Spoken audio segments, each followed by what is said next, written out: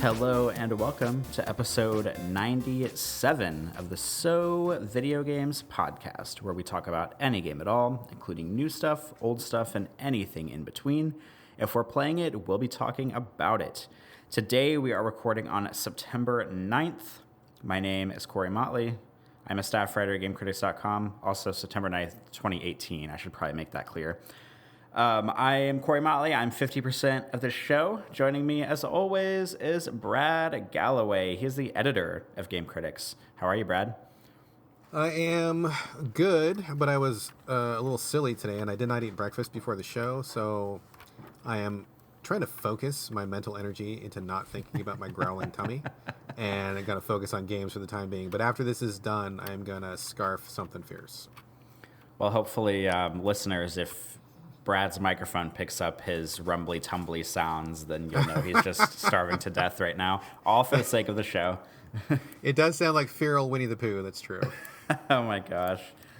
All right, you want to jump in and talk about some games? Before we talk about games, I just want to say that I have I know we talk about how you have a monster backlog. I actually have a proper backlog of games going on right now, and I picked 2 games this week that I feel good about talking about, but I could have chosen 2 other ones. I have 3 games that are waiting to be played in my queue, and I feel properly backed up on games at the moment.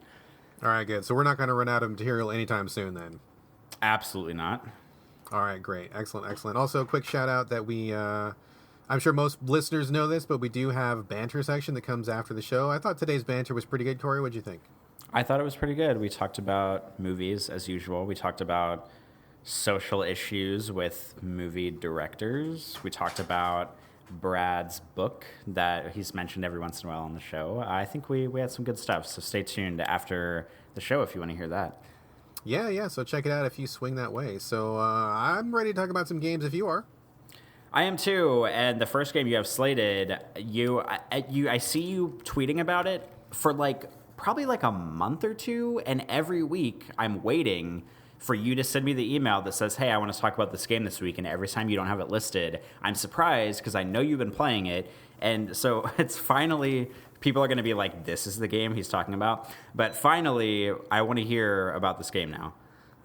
Yeah, so Mario vs. Rabbids Kingdom Battle. I was tweeting about it pretty regularly for a while. I was playing it pretty consistently for a while on the Switch, of course, but every time that I was gonna bring it up on the show, we had something else that would come up. It was oh, here's this other game that I have to talk about for Game Critics purposes, or here's this other thing that I promised the publisher I would get on the show, or I just had something else that was more exciting, and I also didn't want to talk about it before I finished it, so there was a couple of weeks when I was playing it, but I didn't finish it, so then I would slot something else that I did finish, or just something that was more relevant at the time. But I did finish it a couple of weeks ago, maybe 2 weeks ago, or maybe more than that. I don't know. Time is just a blur to me right now. It's all one day after another in an endless slog forward. But yeah, I'm ready to talk about it. So this is the game that got some big attention at E3. I want to say maybe 2 years ago, or maybe, I don't think it was it must have been 2 years ago, where this was a collaboration between Nintendo and Ubisoft. And it got eyeballs because not only was it a surprise that Nintendo was putting out a Mario game, which was actually a turn-based XCOM-style tactics game, but also that it was a collaboration. Nintendo doesn't do this very often. And I don't know if they've ever... Yeah, they have gotten together with Ubisoft in the past, although I don't know quite that they've gotten this deep in bed with them before. They've had Rabbids stuff around in the past. And for those people who don't know, Rabbids are Ubisoft's desperate attempt to have a cute mascot character. You know the Rabbids, right? Right, Corey? Unfortunately, I do. They're fucking hot garbage trash bullshit. I hate Rabbids. They're awful. They look like rabbits, but they've got buck teeth and googly eyes, and they look like big fucking doofuses, and they're just not funny. Okay, so just really racist tangent for a second here. Oh, boy. French humor is very different from American humor. Of course, as a people, as humans, we all have certain things in common. But I just don't like the French sense of humor. And the perfect example of this is if you're old enough to know who Jerry Lewis is. Do you know who Jerry Lewis is? No, I don't. Wow, okay. Severely dating myself here. Hold on. No, I'm gonna ask who the wrong person is here. Is Jerry Lewis? No, I'm not even gonna say it. Continue. No, say it now because I want to know. Damn it. Whenever you say that name, I'm thinking of the comedian who smashes watermelons with the hammer. Who is that guy? That is Gallagher. Damn it. Okay. Who is, from the late 60s, early 70s. He's a wacko. I haven't seen him in many years. But so Jerry Lewis, was extremely famous in the United States for a long time. He was in many movies. He was a very famous comedian.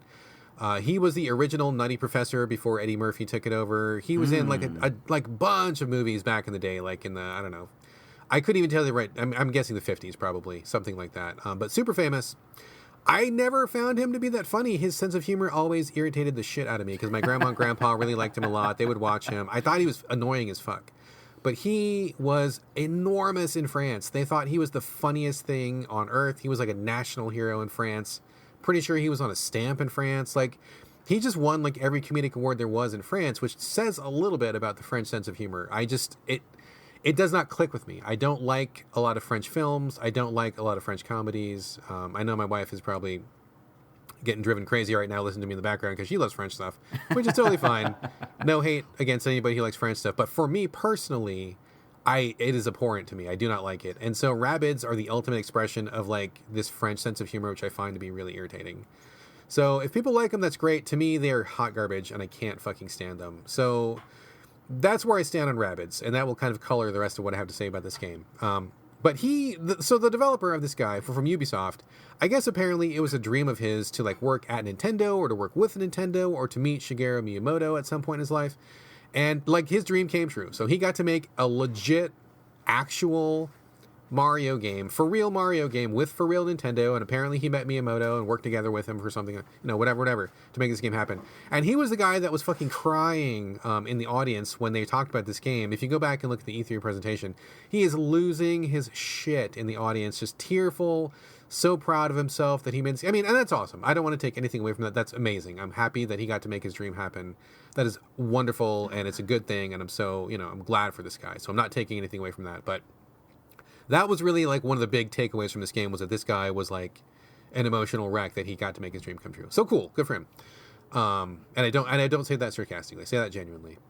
So getting back to the game, turn-based, grid-based, XCOM-alike game that's heavy on tactics, where you take a team of Mario characters, Mario, Luigi, Princess Peach, and Yoshi, and you also have Rabbid characters who are body doubles for them. So there is a Rabbid dressed up like Peach, there's a Rabbid dressed up like Mario, same for Luigi and Yoshi. It's part of the story, which I think is dumb. The story's not important. Basically, it's like blah, blah, blah, Mario's universe and the Rabbids universe combined, blah, blah, blah. Whatever, it doesn't matter. But it's just a justification for putting the two things together. I hated the Rabbid characters. Hated them. Did not like them at all. And also the Rabbids are the enemies in this game, which is fine because I like shooting them. So killing them is fine. They were fine as bad guys, but having them on my team I did not care for. But other than that, other than the Rabbids, I thought this game was great. Like, I thought it was excellent as a tactics game, excellent as a new iteration of a turn-based strategy. Not only was it cool because you got to see Mario in a whole new light. I mean, my favorite thing was having Mario characters on my team. Unfortunately, you always had to have at least one Rabbid on your team, which sucked because I wanted to like have Mario and Luigi and Princess Peach on my team, and that would have been cool, and I would have been fine shooting Rabbids. But you must always have at least one Rabbid, which blew. I could not stand that. But apart from that, so have you ever played XCOM, Corey, or are you familiar with turn-based tactics at all? Do you ever dabble in these? I am familiar with XCOM because whenever XCOM and XCOM 2 came out, they were like all the rage. And I think, if I'm not mistaken, Patrick might have played XCOM a little bit. These games are not my thing, but I am familiar with them. Okay, cool. So turn-based tactics, you get a team together. Each character can like attack or do like certain, special moves. You choose one or two moves and then like choose where you want them to be on the map. And then the enemy takes a turn back and forth like that. So, a pretty standard, like at the base formula. But the thing that really made it cool was just the tweaks. I mean, first off, it's interesting to see Mario and Luigi and Peach, and they all have guns, which I thought was surprising. I thought they were going to find some other way to do it originally. Like, I thought they'd be throwing mushrooms, or maybe Princess Peach would have a pet piranha plant or something. But they actually have like legit guns. They don't look like real guns, which is great. They look like cartoony I don't know, just like a weird fantasy weapons. Like guns in the same vein that like the Splatoon people have guns, sort of. Totally. Like, it's clearly a gun, it's clearly a firearm, but it's not anything that looks like something from the real world, which is fine. I don't need to see Mario with an M16, and there's Google for that anyway. So I was surprised by that, but I was also surprised at just how solid a game it is. You have a team of 3 on your team, and then the enemies are usually more than 3. You're usually outnumbered, and you position yourself on the map. There's cover. You can take cover behind things, which will like reduce your percentage of getting hit. The way that they do shooting is much better than XCOM. If anybody's familiar with XCOM, like, something that makes you crazy about that series is like you can have a 96% chance to hit and still miss or something. Like the percentages seem like really super arbitrary, and so it's really frustrating where you're in a tight position. You really need this guy to make the shot, and then he whiffs the shot even though you feel like you had it. And I mean, crazy stuff. I mean, that's part of XCOM's appeal / repugnance. But anyway, they do it better this time, where you can very clearly see it's a hit or a miss, right away. So they take the guesswork out of it, which I really like a lot. But the thing that really I like the most about this was the way that they reimagine movement. People have played these games probably expecting, walk a few squares, hide behind another cube or something. Like, look, like the screen lights up to tell you how far you can move. I mean, pretty standard stuff. But the twist is that these Mario characters can bounce off of each other. So, like, if Luigi holds out his hands, Mario can jump on top of him, and then it'll give him, like, this tremendous boost, either up, more vertically in the level, or further. So, like, you really have to be very clever about your positioning, where if you can't get behind a guy, can't flank him. But if you move Luigi here first, and then you move Mario, bounce off of Luigi, and Mario can jump back behind him, so you can really take advantage of, like, his aerial maneuvers. So that works with anybody. And there was, like, a number of, like, little team mechanics like that, where they kind of work together in a very interesting way. So it was more than just the standard turn-based action formula. It wasn't just move and shoot.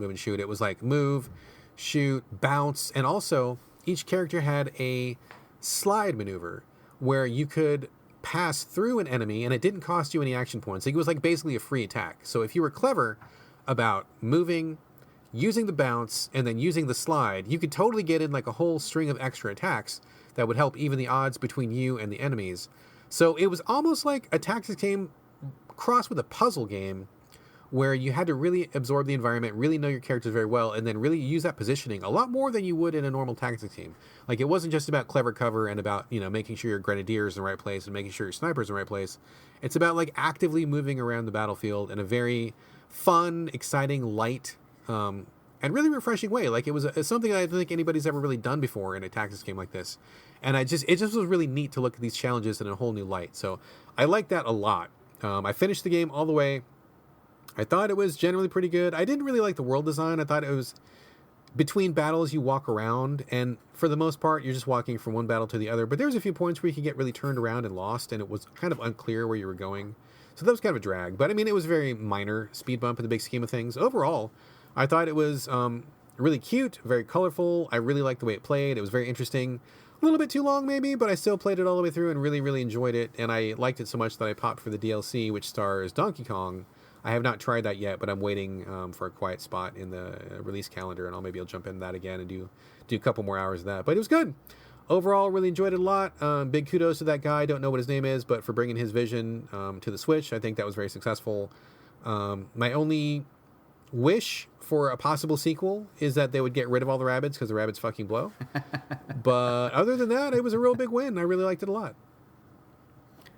Okay, so the takeaway that I'm getting from this is that it's basically XCOM, but all of the characters are cheerleaders, because they can just do like tumbling moves and just launch people into the air and do like that kind of cheerleading stuff. That's all I'm getting here.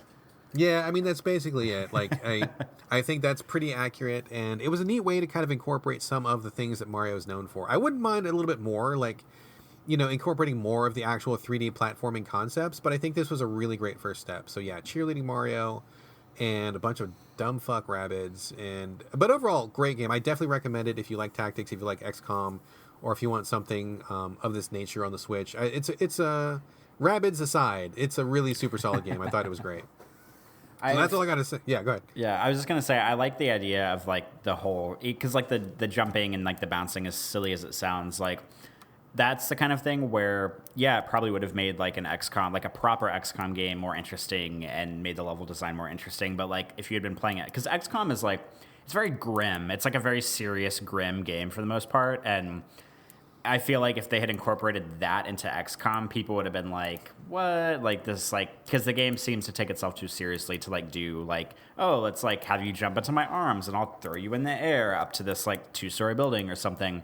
But whenever you have a game like that and you basically copy and paste all the mechanics onto like a slightly more kid-friendly looking version of the game, then you can get away with that kind of stuff.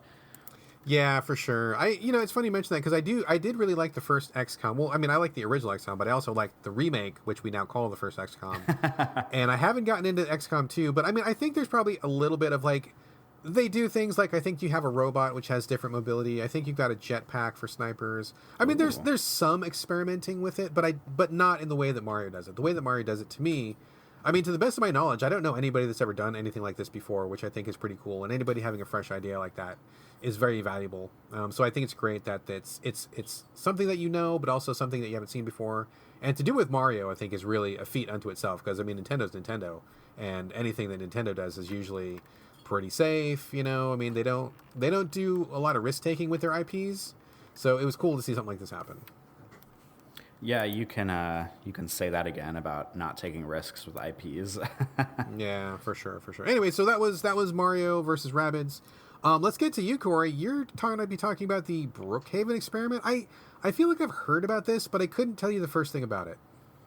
All right. Well, I want to apologize in advance to anybody who's hoping for I don't know, console game coverage for me today because I'm talking about all VR 100%. I know a few shows back I talked about getting an HTC Vive, and I promise I'm going to play non-VR stuff. As a matter of fact, pretty much I only have like one other VR thing in my backlog right now, and the rest is console stuff. But I'm talking about all VR stuff today, so maybe if this sounds cool and you've been like thinking about getting VR, then this will be like the thing that makes you want to say yeah, or maybe you'll just roll your eyes and be like, oh man, I never want VR and I don't want to hear about this. So just full disclosure, this show is like 100% VR for me today. But I played, I've been playing a game called the Brookhaven Experiment on the HTC Vive. I think it works with the Oculus, and I know there's a PlayStation 4 PSVR version. So if you have a PSVR, I know it's on there too.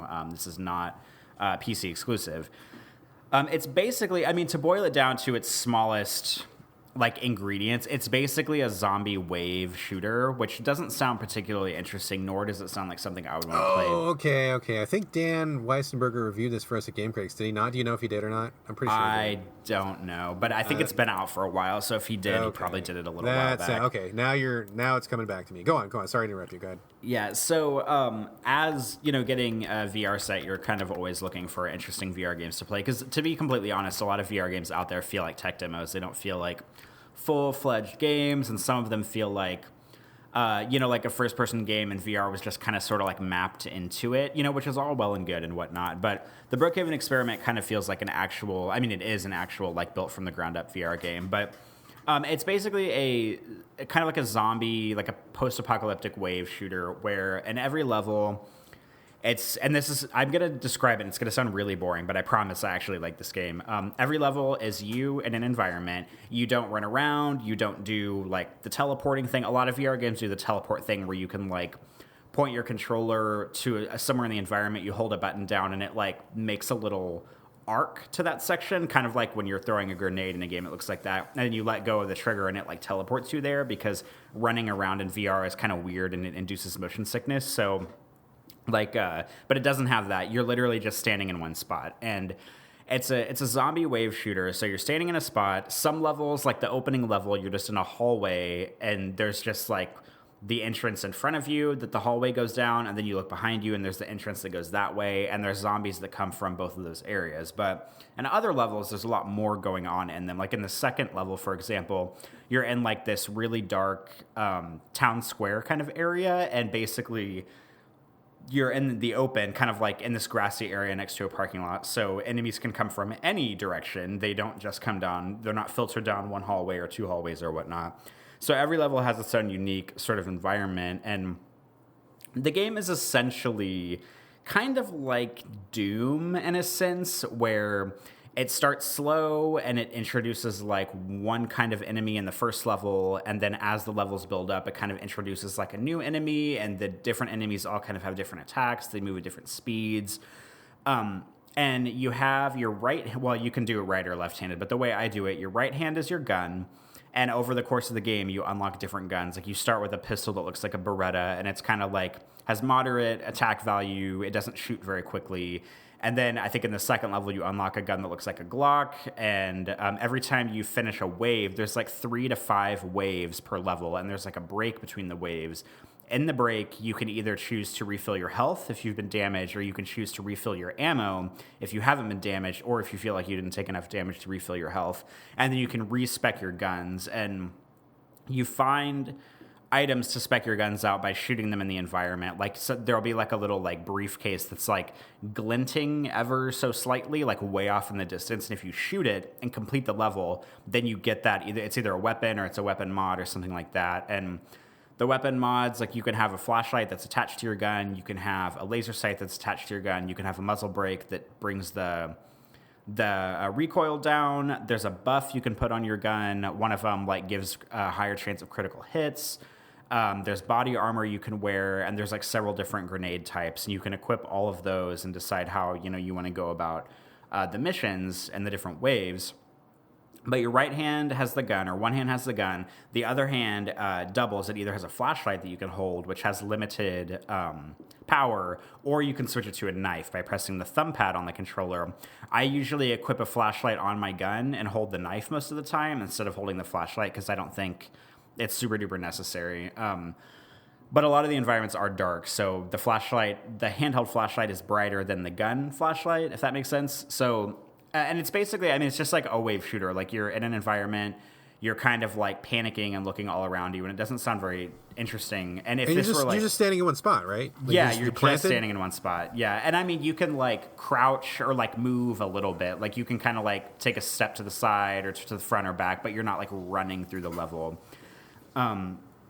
But it's just like, it sounds incredibly dull, but the fact that it's in VR makes it kind of an incredible experience, because like it really, it looks great, first of all, and it really like sells itself well. Like the sound design is really incredible, because you can hear the slow moving zombies, and like the sound, of course it's got like surround sounds, so you can like kind of hear whenever they're starting to come up behind you. And there's a really big kind of like hulking zombie enemy that makes these like really loud foot stomps, but you can hear them like whenever they're really far away before it gets up to you. So every time you hear them, I'm like frantically spinning around and like looking over my shoulders, like trying to figure out where it's coming from. And you can't always see it until it gets close. And you have like alternate ammo you can use. Like one of the ammo types, you can do like an explosive ammo or an armor piercing ammo or something like that. So you can like switch to that if you're in trouble. You can use your gun to melee, or the flashlight to melee, or you can just use the knife you have to like cut things that get too close to you. And like headshots on zombies are one-hit kills, so you have to like really be careful about aiming. And there's not a lot to it. It's just like a wave shooter, and you go level per level. But I really like this game. Like, it's really intense. It's actually scary a lot of the time, even though you're just standing in one spot, because like sometimes enemies will really sneak up on you, or sometimes you'll be facing one direction. You'll be really focused on shooting like, these 2 or 3 zombies in front of you, and then you like look over your shoulder and there's a zombie like right in your face, like about to punch you, and it's really scary. And there's like a level on a bridge where there's kind of like a boss battle at the end, and it's these 2 like zombie pterodactyl things. Pterodactyls? Yeah, it's fucked up. And I it's scary because it's pretty dark, so you can't see them whenever they're flying above you, but you can like hear their like shriek in the air. And I didn't know like what was going on whenever I first started, because sometimes the game does a really good job of like pacing out when enemies come to where you feel incredibly uneasy, where you're like, okay, is the wave over or is it not over? Like what is going to come next? And you're really kind of concerned about what's coming down the pipe for you. And in this instance, it was like these zombie pterodactyl things, and like I was like frantically looking up in the air, like pointing my flashlight up there, trying to see if I could see anything that was going on. And because every level supports you, turning 360 degrees and looking around you, I like have my like gun and my flashlight up, and I'm like terrified, like looking around, and I turn around. There's a freaking pterodactyl that was like 5 feet away from like swooping into my face whenever I turned around, and it scared the hell out of me, but in like the best way. And I'm glad that I was home alone because I like yelped out loud and was like really scared whenever it happened. And I beat the level, so that was good news, but I still have not beat the game. I think I'm 1 or 2 levels away because it starts to get really hard toward the end because they introduce a lot of enemy types. Like eventually they introduce these like really gross spiders and they shoot web at you. And if the web gets on your gun, you have to like shake the controller and shake the gun in order to like break it free of the web. Or sometimes they'll shoot web around you entirely and it breaks your entire field of view for 360 degrees. And you have to like frantically like swipe your knife and gun around to like get the web off of you. And there's like one level where you're in these sewers and not only are you looking down like 6 paths that are around you, but if you look directly up, there's like a drain that's coming down. And sometimes like the spiders will climb down the drain to drop down on top of you. So you have to be like looking up and like shooting up into the drain to try to stop them. And I mean, like I said before, there's not a lot to it other than it just being a wave shooter. But the fact that it's in VR and the fact that you have like, you know, full 360-degree motion, and it has like pretty good weapons and weapon loadouts and kind of like customizability on that. Like there's a couple pistols, there's like a fully automatic Uzi, there's like a powerful like Desert Eagle type gun, there's a double barrel shotgun, there's like a crossbow that you can get, which I haven't used yet. So you have like a pretty good range of options. Like if you keep failing and keep saying like, oh, I keep failing, what am I doing wrong? Like you can maybe try to equip a different weapon or equip different weapon mods or equip a different type of grenade and maybe see if that'll help you the next time around. My only complaint so far is that every level consists of like probably like 3 to 5 waves of enemies. You get a break between the waves, like I said before, but the shitty thing is that if you get like say 3 waves in and die, you have to do them all over again. It doesn't just checkpoint you to the last wave. So, yeah, it's really unfortunate because at the level I'm in, like, I can get through the first couple of waves pretty quickly, but then it, like, really starts to heat up in the 3rd and 4th waves, and I keep dying, like, the 3rd or 4th wave in, and then I have to do all of them over again, which, I mean, maybe if I were better, then I would, you know, not suck at the game so much. But it's just, like, really intense because it's one of the levels where there's enemies coming from, like, every direction around you except for above you, and I keep getting, like, you know, probably 80% of the way through, and then I keep failing, and then I have to do all of them over again, and I haven't tried it in probably, like, a week, but I really like this game. I mean, it's just a wave shooter, but the fact that it's in VR and that, you know, you're just, like, really playing it and, like, you know, like crouching, and it's just like the maneuverability of VR, and this is something I'm going to talk about with the next game I'm going to play, is just like, I know you're not like sold on VR, but it's just like really, it just really makes you think about playing the game in a different way, because instead of like pressing the right thumbstick to melee in a video game, or, you know, pressing the crouch button, like those are things you like actually have to do in real life. So I'm like waving my arms around like a madman in like the spare bedroom in here, trying to like, you know, cut these zombies with my knife, or trying to like duck their punches or bites or whatever. And it feels ridiculous, but it's really like immersive in a silly but really great way. So, I mean, this game, I really like it. I mean, if you have VR, if you're thinking about it, and maybe you're looking for, you know, a list of killer apps or something for it, I mean, it's no Superhot. Superhot's still the best, but it's up there. This is probably my second favorite, perhaps, VR game I've played so far. Interesting. You know, I'm not on the VR train. I mean, we all know that. Everybody who listens to the show knows that. So, like, I'm listening to you talk about it, and I admire your enthusiasm. Like, I feel your energy, so I can tell that you like it.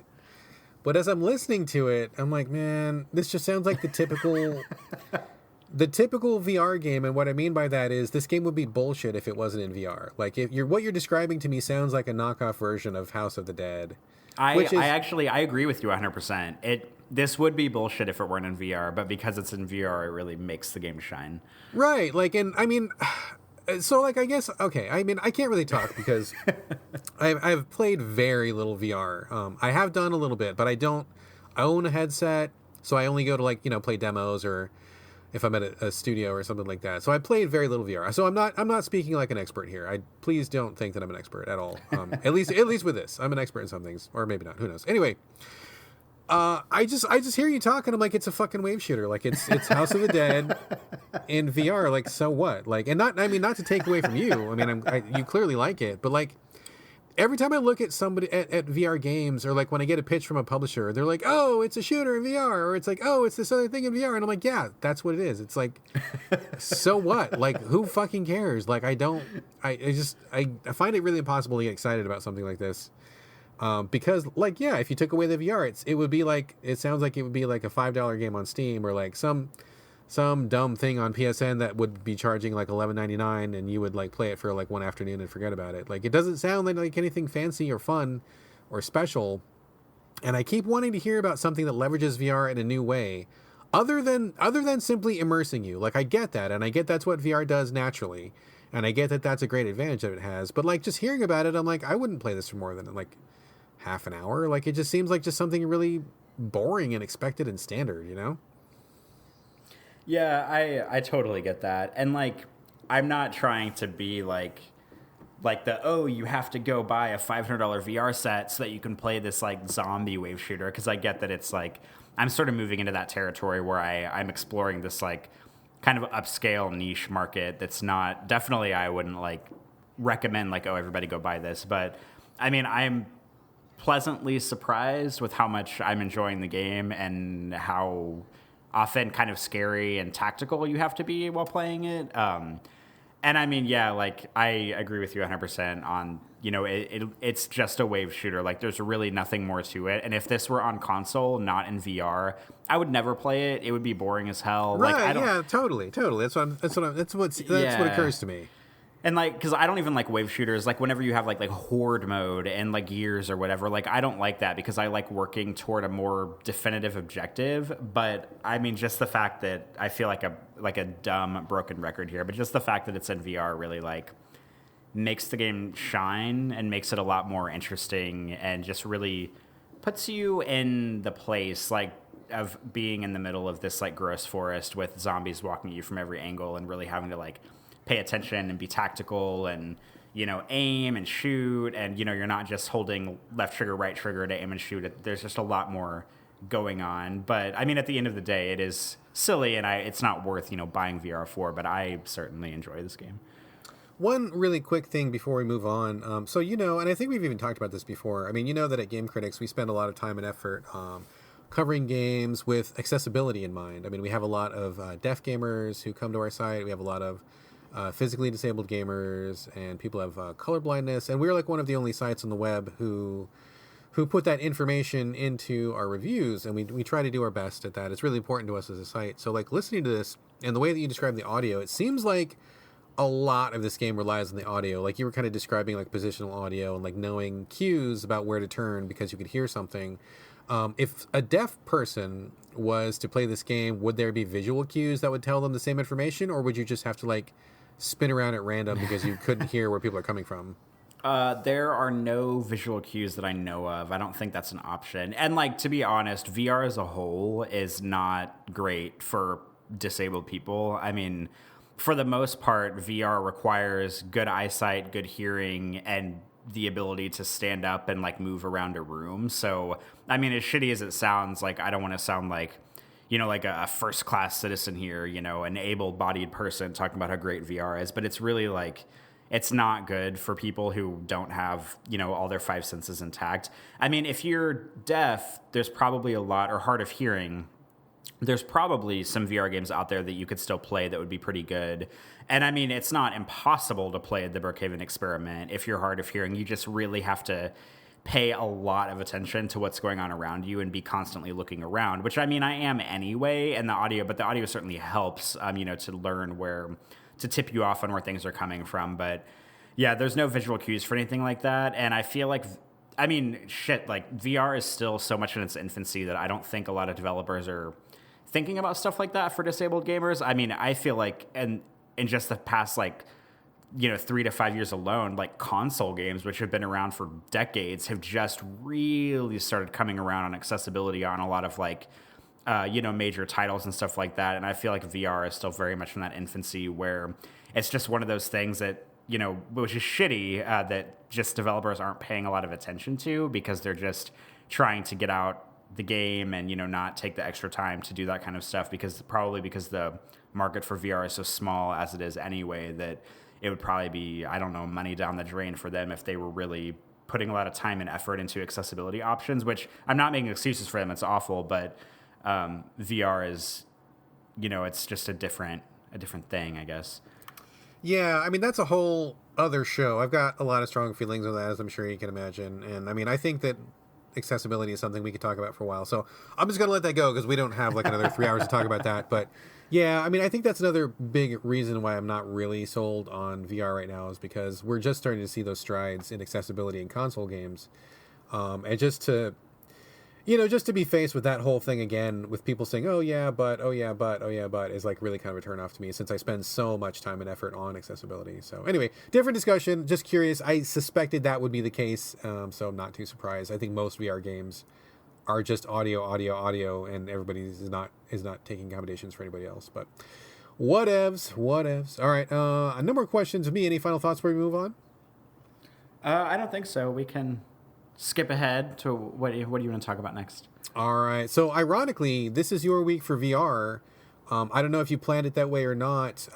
This is going to be my week for turn-based strategy, which was 100% ironically not planned. I did not mean to have 2 strategy games to talk about, but it just broke down that way.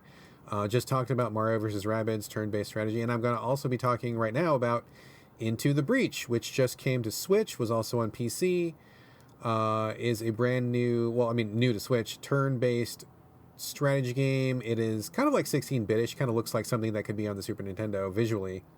It's all about robots. The player has a team of robots, different mechs, and they're fighting giant bugs and trying to protect various cities from them, and just kind of do turn-based strategy like that. It's from Subset Games, which put out FTL. Did you ever play FTL? Patrick did a lot on Steam, but I never played it. Okay, I never played FTL either because it never came to console. I was waiting for it to, and it never did. And apparently, I guess it's never going to, since those guys moved on to this game. But I heard nothing but good things about FTL, people raving about it. And I heard similar raves for Into the Breach when it hit PC. Like, for a while, my Twitter was like all about this game for like a solid 2 weeks. And I took note of it, and it seemed definitely up my alley. I like robots, I like giant bugs, I like turn-based strategy. Seemed like my kind of thing. But it takes moving heaven and earth to get me to play something on PC, so I decided I was going to wait. But this game just came out for Switch, I want to say a week ago, and boy, the hype was real. Like all the praise, all of the kudos, all of the hype, and it's absolutely 100% justified. This game is fantastic. I wasn't sure how much I was going to like it. I mean, it seemed like my thing when I started, and I basically downloaded the game to my Switch, and I literally didn't put it down for it took me about 40 hours. So that's all I did. I stayed up late at night, way too late. I was actually late to work a couple times. It was all I was doing at home. It was impossible for me to put this game down. I love this game. I think it is absolutely brilliant, absolutely fantastic. So, like I said, it's a turn-based strategy. You've got an 8x8 grid, and you have a team of 3 mechs.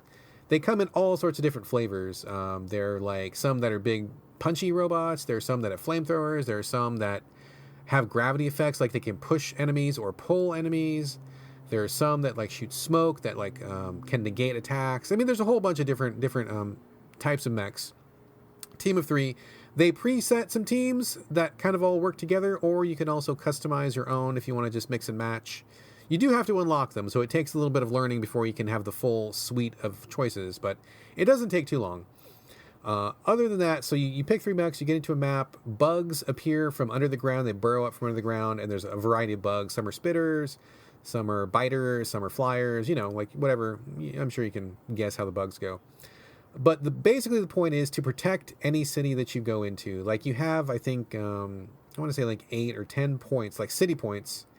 And every time a building gets destroyed, you lose 1 city point. And if you lose all your city points, the game is over, the bugs take over. So you really got to protect the populace, protect these cities. And also along the way, there's also many, many different little sub-objectives hey, there's a train that's going and you need to protect the train. Or hey, there's a dude in a museum, protect the museum, or something like that. Or there's all sorts of mini objectives to keep it spicy.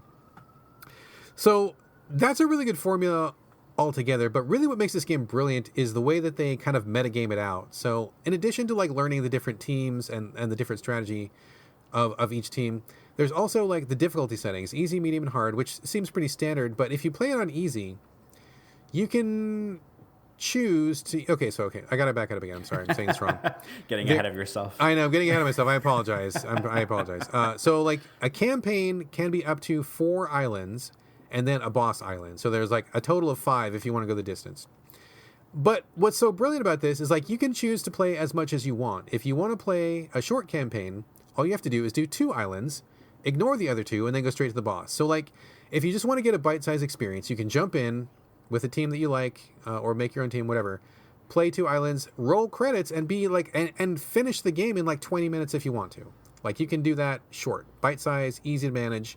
It's not a big hill to get over. You can feel like you had a whole experience and feel good about yourself. But really the key and really one of the brilliant things about this game is that it's really about like the metagame where they have a whole list of achievements. There are some achievements that are specific to each team of robots. So for example, if you have the flamethrower robot team, you can be like, oh, one of your achievements is to light 12 different squares on fire at the same time. Or, you know, light 5 enemies on fire at the same time or something like that. Or if you've got like... I don't know, one of the other teams, it's like, oh, freeze something or, you know, whatever. But then in addition to those, you have like game-specific achievements where it's like, oh, you know, don't ever die. Like complete a whole game and none of your robots die. Or, you know, kill 10,000 bugs or, you know, whatever. Like there's a whole bunch of different achievements. So really that is what the meat of the game is about. You can roll credits in 20 minutes, but if you want to like go further, or at least as far as you want, there are all these other achievements that give great depth to the game and also teach you the intricacies of the game, because in order to get some of these achievements, you're going to have to really understand how the robots work, how the positioning works, like really get a very strong grasp of like everything in the game so that you can maximize your playing ability and then get all those achievements. And that to me is really the beauty of it, because if you just want a quick in and out, one and done, you can do that. If you want something that's much deeper, you can do that as well. It accommodates all sorts of players. Hard is really, really hard. Easy is pretty easy. So there's a wide variety of options available. It feels very welcoming and it feels very approachable and easy to pick up and play, but at the same time, there is meat on these bones if you want it, which is great. It's not easy to do that. Like it's a very tricky thing to pull off for a developer. And I feel like this game is satisfying whether you take it for 20 minutes, whether you take it for the long course. Now, so for me, I liked this game immediately. I like the way it looks. I like the design of the robots. I like the bite-sized nature. I like that it's portable and Switch.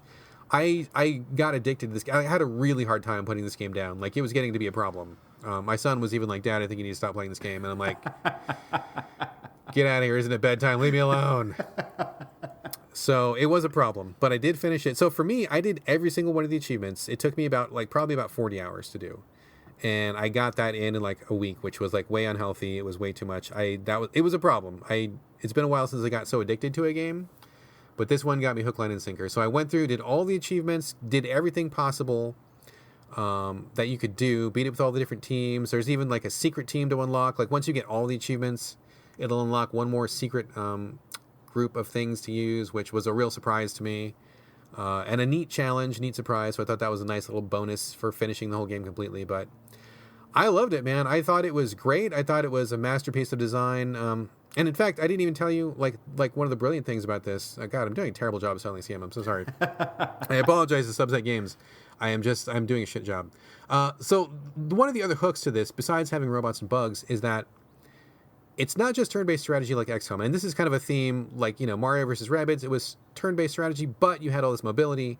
In Into the Breach, it's turn-based strategy, but you can see the future, sort of. There's a little bit of a time travel story. It's not really important, but how it shakes out is that your characters are able to see, like, I don't know, 5 seconds into the future, and so you know what moves the enemies are going to do. And the game is totally transparent about this. It's not a trick. They're not trying to catch you. They say, hey, this bug is going to attack this building next. This bug is going to shoot this character next. This bug is going to move here next. Totally upfront, very clear as day. There's lots of indicators, very visual. They're telling you exactly what the enemy is going to do, and it is up to you to use your robots to counter those moves. So, like, if you know a building is about to be attacked, you can punch that bug before it attacks and get it out of the way so that the attack misses. Or if you know this guy is going to get shot, you can move him before the shot lands. So it's very possible if you're playing well to like your robots will never take damage because you're always dodging out of the way. Buildings will never get hit because you're always like blocking the shot, or you're moving that bug in a different direction so that their attack misses. And so it's pretty brilliant to have this kind of like 5 seconds in the future approach, because it really gives the proceedings a very different flavor. So not only is it turn-based strategy, but it is also very chess-like and very puzzle-like, where 3 bugs are attacking. I have 3 robots, but which order am I supposed to do this in to make sure that no one gets killed? Which robot goes first? Where do I need to move them? Which attack should I use? And if everything goes off without a hitch, then the bugs are stopped, nobody gets killed, nobody takes damage, and you have like a perfect victory. So it's very deep, very puzzle-like, very chess-like, very strategic, but it's also turn-based tactics as well. And I can't say that I have ever played... I mean, I said this with Mario vs. Rabbids, I'm saying it again here. Both of these games bring something to the strategy table that has not really been done before. So although I'm a big fan of turn-based strategy and I like just the generic implementation of that, it's amazing to see these 2 games both have something that feels completely fresh and completely new, and a brand new way of looking at this genre. So I think both of these are excellent examples of turn-based strategy that have something else to say. So Mario vs. Rabbids, really great. I love that. And Into the Breach is guaranteed going to be like in my top 3 of the year, like for sure. It is an outstanding game. It's designed perfectly from all aspects. It's easy to pick up, hard to master, good for bite-sized sessions, good for long sessions. I mean, the design is brilliant. There's like, it's basically flawless. Like, I don't really have any complaints about it at all, which, if you know me, is pretty rare. So Into the Breach is fantastic. I loved every minute. This is the kind of game that I suspect I wish I could get into, but I also just don't think it's for me, because it's like a bunch of different genres that I'm not particularly interested in. And I've also, whenever you're talking about this, I've been trying to think of other games I can think of that kind of do the same thing, where it's like here's a set of levels, and if you beat them once, it's over and done with, but like here's a bunch of different ways you can do it. And I can't really think... I know there's got to be something out there, but I can't think of anything that kind of falls into that same category. Yeah, I mean, I guess it's kind of similar to like Hitman in a way, where you can... you know what the level is, and you know what the objectives are, but you can be really stealthy, or you can go in guns blazing, or you can do costumes, or you can do the opportunities, or you can, whatever. So like you're doing the same thing, but there's like so many different ways to do it that you can really play a level 5 or 6 times and get a new experience every time. It's just like that with this game, where you can play with the standard robots, who are kind of just like punchy shooty, pretty straightforward, totally clear the game with those. But then you've got like the flamethrowers, where they don't do direct damage, they do damage over time, and so like the way you handle enemies is totally different. Or you have like the judo robots, where like all they do is like they reposition other enemies, so they do a little bit of damage, but it's more about like, if I get here, I can throw this guy here, or I can turn this guy around over here. Or you've got like the guys who do smoke, where they do less damage, but like every time they attack somebody, they cancel that attack. So like you're constantly canceling, so it's like way more defensive than if you were doing direct damage. And on and on and on. I mean, there's 10 different robot teams, and each one has their own hook. So you could literally play this game at least 10 separate times and get a totally different tactical experience every time. And that's not even counting going the distance, going through all 4 islands, and then or also making a custom team, or doing random challenges too. Like the game will also assign you a random team, and you got to do the best you can. So I mean, you could like literally play this game at least 12 times in a row and get a different experience every single time, and it would be significantly different. I suspect, but I might be wrong on this, because this is another game you're into that I'm not into. Does this game scratch the same itch that Shadow Tactics Blades of the Shogun did for you when you played it on PS4?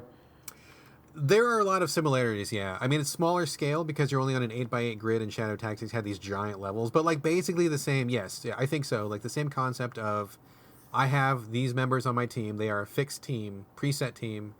This is what they can do. How can I maximize those abilities? How can I get through this situation that looks impossible?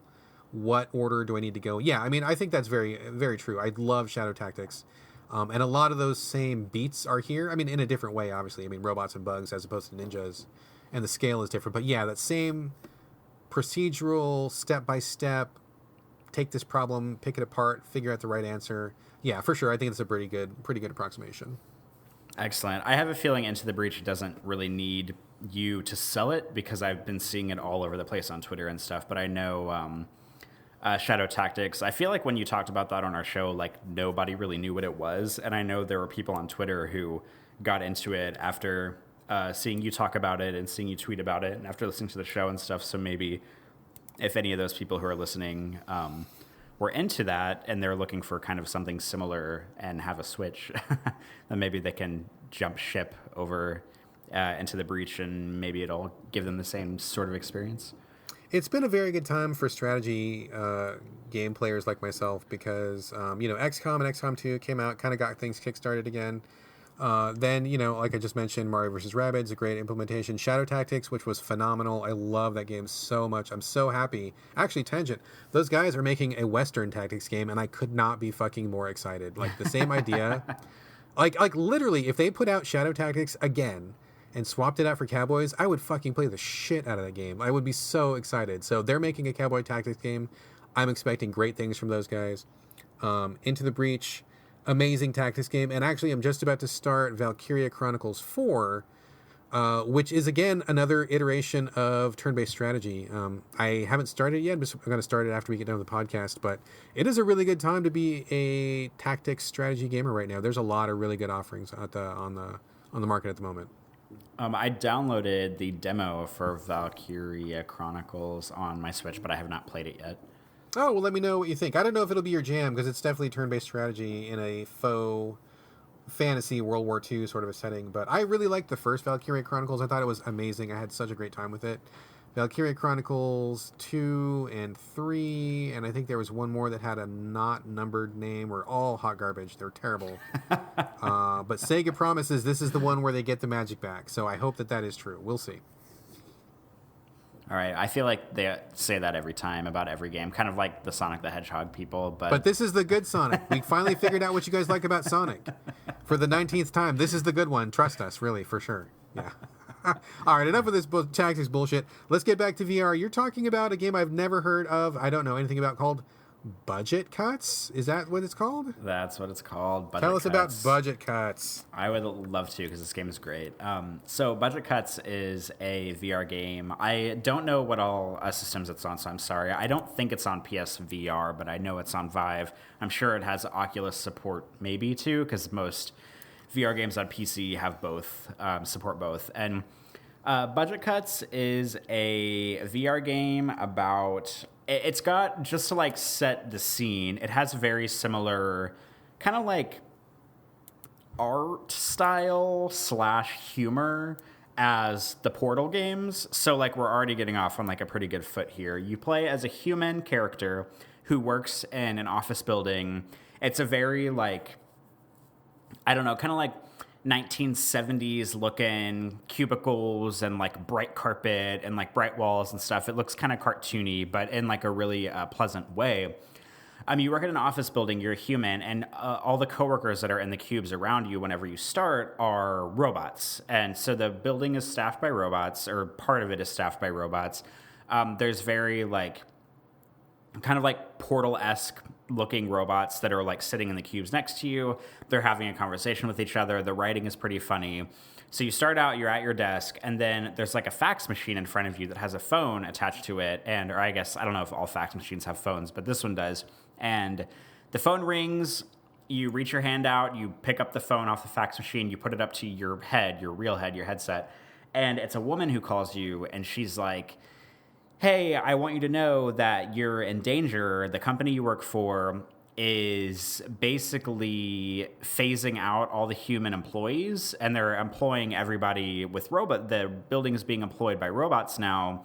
I need to help you escape, and I can help you escape. I can help you get to the bottom of what's going on, but you have to follow my directions. And it sounds serious, and like the setup of the game is kind of serious, but it's all under this kind of like goofy, like silly, like guise of this kind of like cartoony like look. Which the game is very, it's very pleasant. It's kind of silly, but it's really fun. And so she's like. And as she's talking to you, she's faxing you directions on how to get out of the building. So it's kind of got a similar setup to kind of like the Matrix in a weird way, where you're like in the cube doing your 9 to 5. Somebody calls you and says, hey, something bad's about to happen. I want to get you out of here.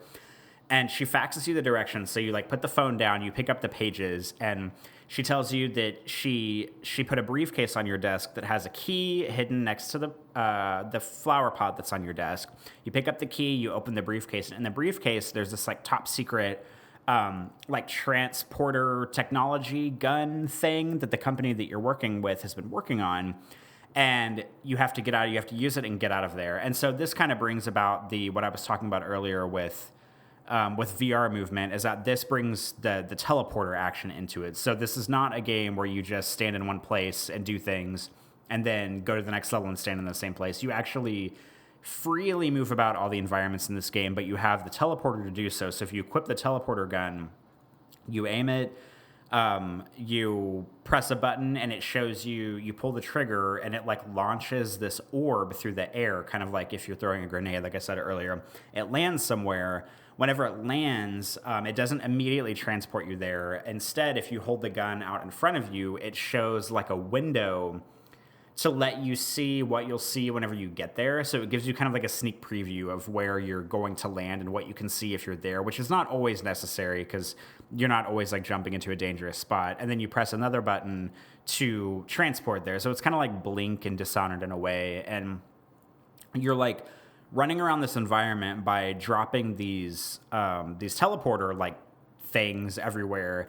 And you have to like go down the hallway. She wants you to go to the elevator, but you go to the elevator and figure out that the elevator isn't working. So you walk like back across the office and you have to like jump like out of the building. You have to like arc the transporter into the like wing of the building next door, like through a window, and you like arc it and you like launch the transporter like grenade thing. It goes like out the window into another window, and you like press, and once you see that you're in the clear and that you're there, you press the button and it like transports you over there. So it's like a cool teleporter thing. But this game is really incredible because it's basically, that's what the game is about so far. I haven't beat it. I'm only a few levels in. I played it for about 2 hours last night, but it's all like you sneaking around this office building that's staffed by robots to try to figure out what's going on. And you like keep getting phone calls from the woman at from the fax machine. She gives you a pager, and every time you get to a new area, the pager beeps and it shows a numeric code on it, and you have to find the closest fax machine and pick up the phone and dial the number to talk to her, and she kind of gives you the next steps on what you need to do. But the cool thing about it is that it's not like, I mean, we talked about earlier, when you think about VR games, you think about, oh, it's a wave shooter, or oh, it's like a tech demo, or it's like whatever, this kind of like really cheap like indie bullshit is. But this game is like, it's like an actual game. I know that sounds stupid to say, but it's like, I mean, it's an actual game in the sense that you're like walking around the environments. You really have to strategize about where you're going. It has a lot in common with like Hitman or Dishonored, where the enemies, because there's enemy robots in certain levels, and they have these like revolvers on their hips, these like, I don't know, robot revolvers, if you will, and you have to pay attention to where they are patrolling, and then you have to like use the teleporter to get around them while they're doing their rounds. But you also have these throwing knives, and that's like the main, so far at least, the main like offensive weapon you have. So if you can sneak up and you can like throw a throwing knife at a robot, and sometimes it takes 2 hits depending on where you hit them to kill them.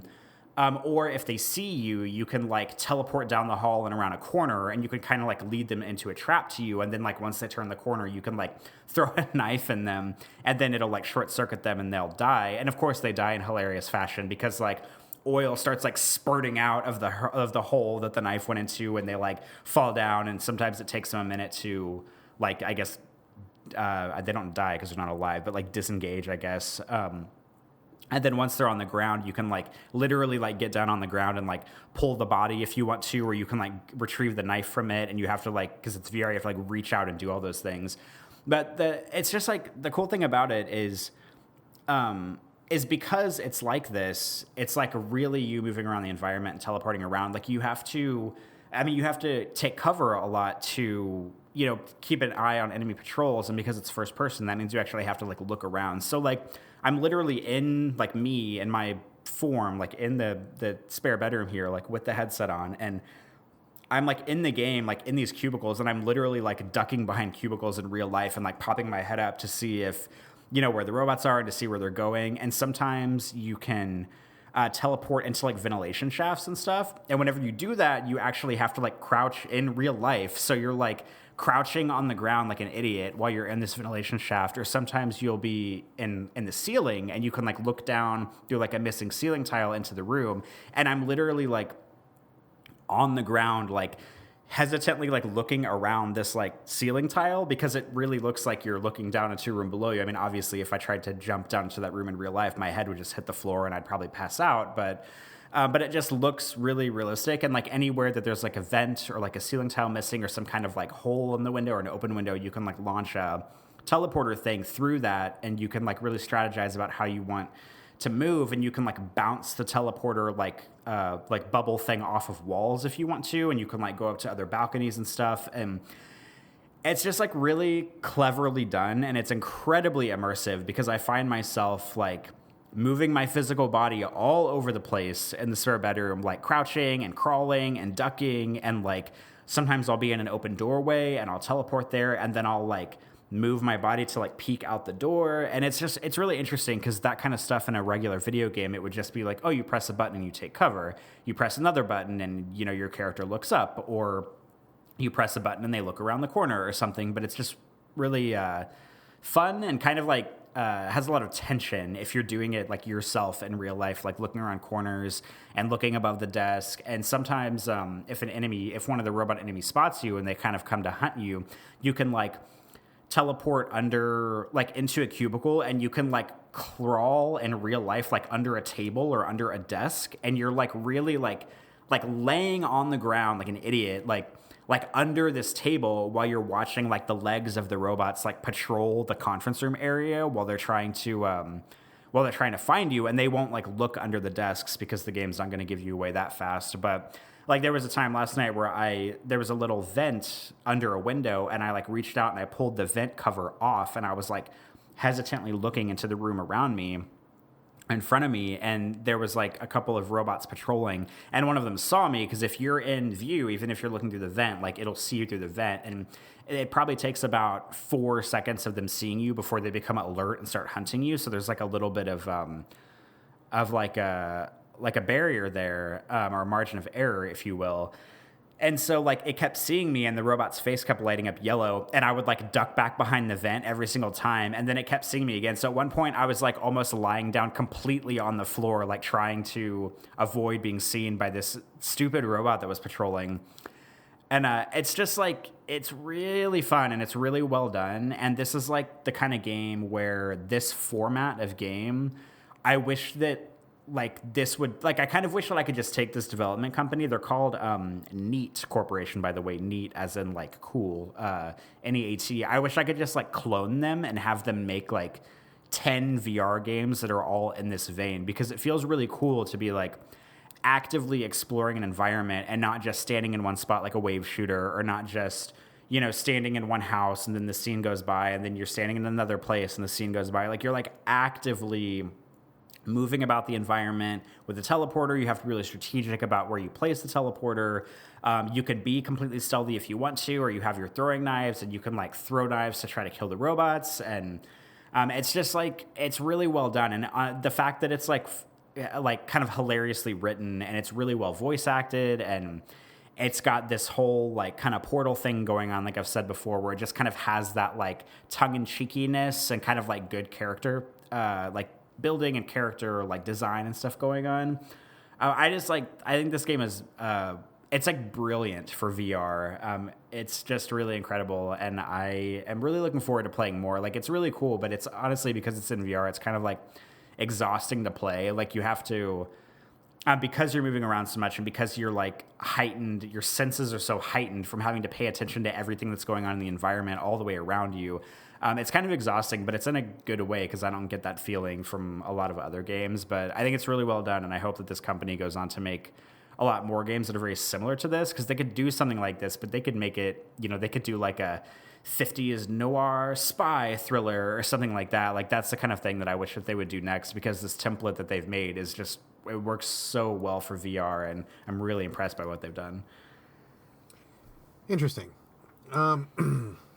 It sounds like a cool idea. I like the idea of like kind of the stealth that you're describing, especially like with teleporting and stuff. I mean, that kind of seems like a neat idea. I would be kind of into checking something like that out. But like listening to you talk about like I'm on the floor and I'm like ducking out and I'm like, dude, God, like maybe I'm like the laziest, fattest dude on earth.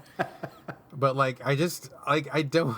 That does not sound good to me. Like if so, like here's kind of my thinking, right? So like if I was going out to like a dedicated, you know, like back in the 90s or something, there was like laser tag or something. I don't know if have you ever been laser tagging, Corey? Mm-hmm. Okay, so you go to some place, there's like smoke machine going, there's like obstacles, you run around and you shoot people laser tag. Like you go there to do that thing, and that's cool. And that sounds like what this would be for me. Like I would want to go to like a place and strap on the VR and then crawl around and do that stuff. That sounds like fun. But like here at home, number one, I don't have enough room. There's no way I could like set this thing up and like duck and move. Like I would have to like rearrange my entire living room, which would be annoying to me and my entire family. And just like the thought of like working all day long, coming home, doing some work, doing family time, and then like when I finally get a chance to chill, like okay, now I'm going to be running and jumping and I'm going to be ducking and I'm going to be weaving and like it sounds like, for me personally, that sounds exhausting, but it sounds like something that would be really fun if I was to like make a day of it, you know? Like I don't know that this would work for me ever, like in a home environment.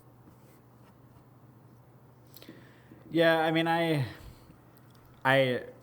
I totally get that. I mean, it does kind of provide the same like You're thinking I'm thrill. lazy, don't you? Say it out loud. You think I'm being super lazy. I can hear it in your voice. I mean, not necessarily. I just think that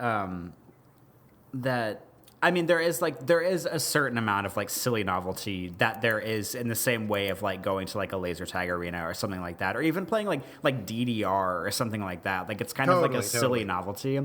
But like, and I realize that I feel incredibly spoiled saying this, but you know, I have the space in my apartment. I have, you know, obviously have the HTC Vive to begin with. So like, I'm coming from a very like privileged umbrella of like being like, oh, I have a good gaming PC. I have an HTC Vive. I have enough space in the spare bedroom to be able to play this kind of game. So like, I get it. You know, I probably sound like a huge asshole, like, you know, touting about how I have all these things right now. But I mean, covering games is what the podcast is about. So we just have to like step aside from that for a moment. But like, it definitely does have like an amount of novelty to it that's kind of silly. But I mean, at the same time, I mean, sort of like with the Brookhaven Experiment, like there's like it's just like I realize that this doesn't make it okay, but just like the fact that it's in VR just makes it so much more interesting and so much more immersive. And like, yeah, I feel silly when I'm like crawling on the ground in the spare bedroom or like ducking my real body behind these vents that don't exist that are in the video game in front of me. But like, I mean, this is the kind of thing where, I mean, kind of like with the Brookhaven Experiment, like if this, I mean, I think if this were a game on consoles, I think it would be like a head and shoulders above the Brookhaven Experiment, because it's not just like a zombie shooter. I mean, I think this game would work well on consoles as like either a first or third person, like stealthy, kind of silly corporate, you know, action adventure game. So I definitely think it has something going for it there. But just the fact that it's in VR and that I'm like running around, you know, like spinning around my bedroom and throwing these knives. And like last night I accidentally punched a wall in my apartment because I got really scared whenever a robot approached me and I tried to throw a knife real fast at it and I hit the wall with my hand. Oh dear. Oh dear.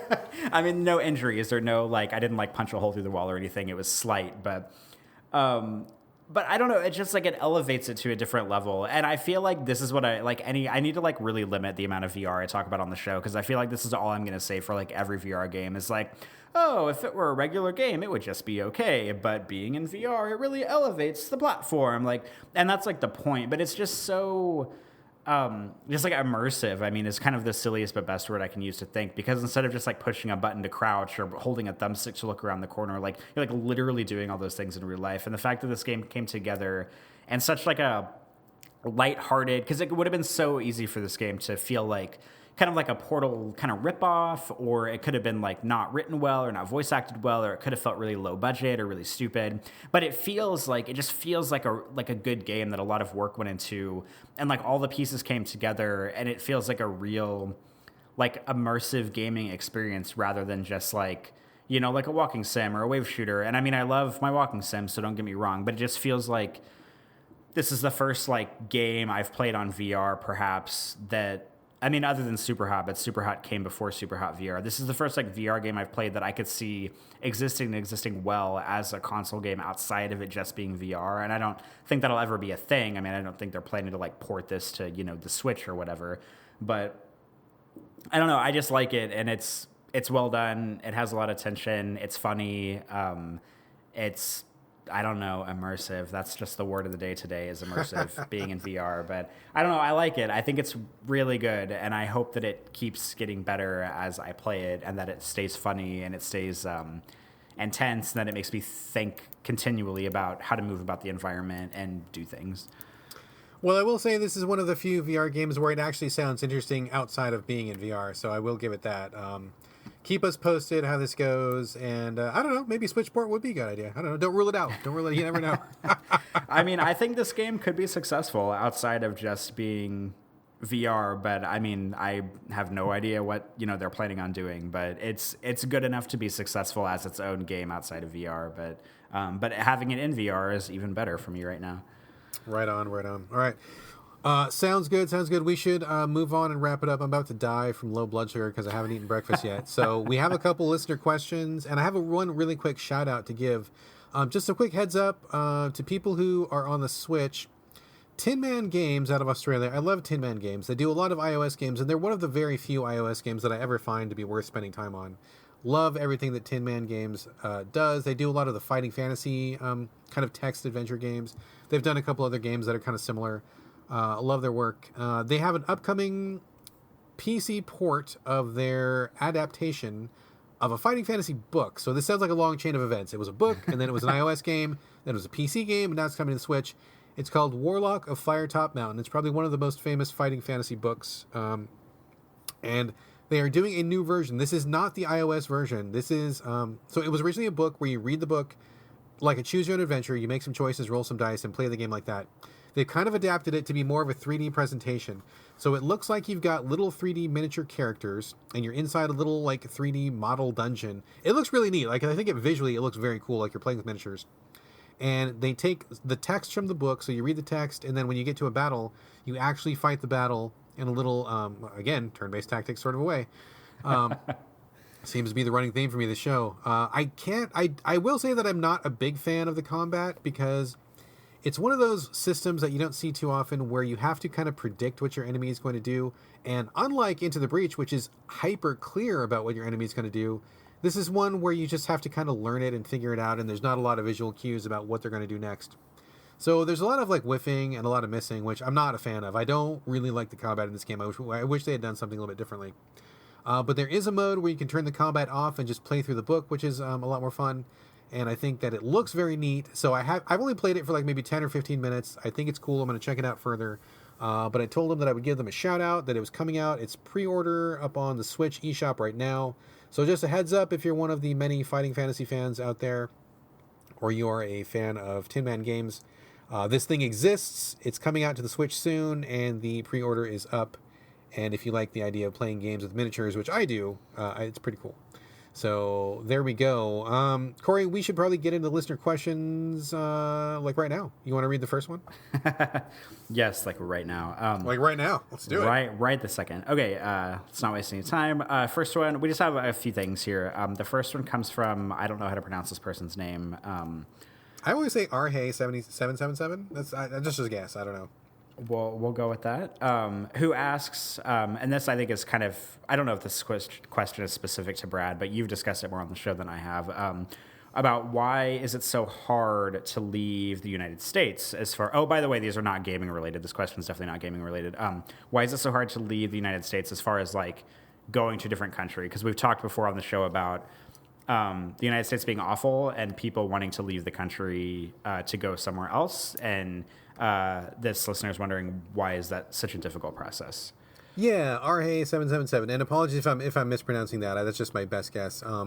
Was talking about why, because I had talked a while ago about my wife and I had thought about leaving the U.S. because there's a lot of stuff here that we are not down with, and that was pre-Trump, and now that Trump is a thing and is happening, it's like even worse. And I just, thinking about the future of my son and about life and about the world and just, the environment that we want to be in.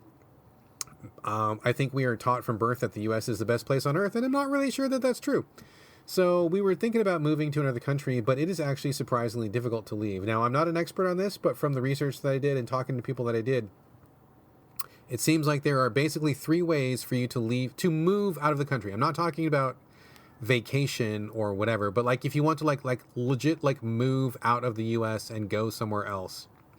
From what I understand, and please, if anybody's listening, if I have this wrong, please write in and correct me. But basically, from what I understand, number 1, you can move to another country if you have a family blood tie, and it cannot be further than a grandparent. So if you have a grandparent living in another country, you can claim family relations, and you can move there to be with your family in that country. But it cannot be further than a grandparent.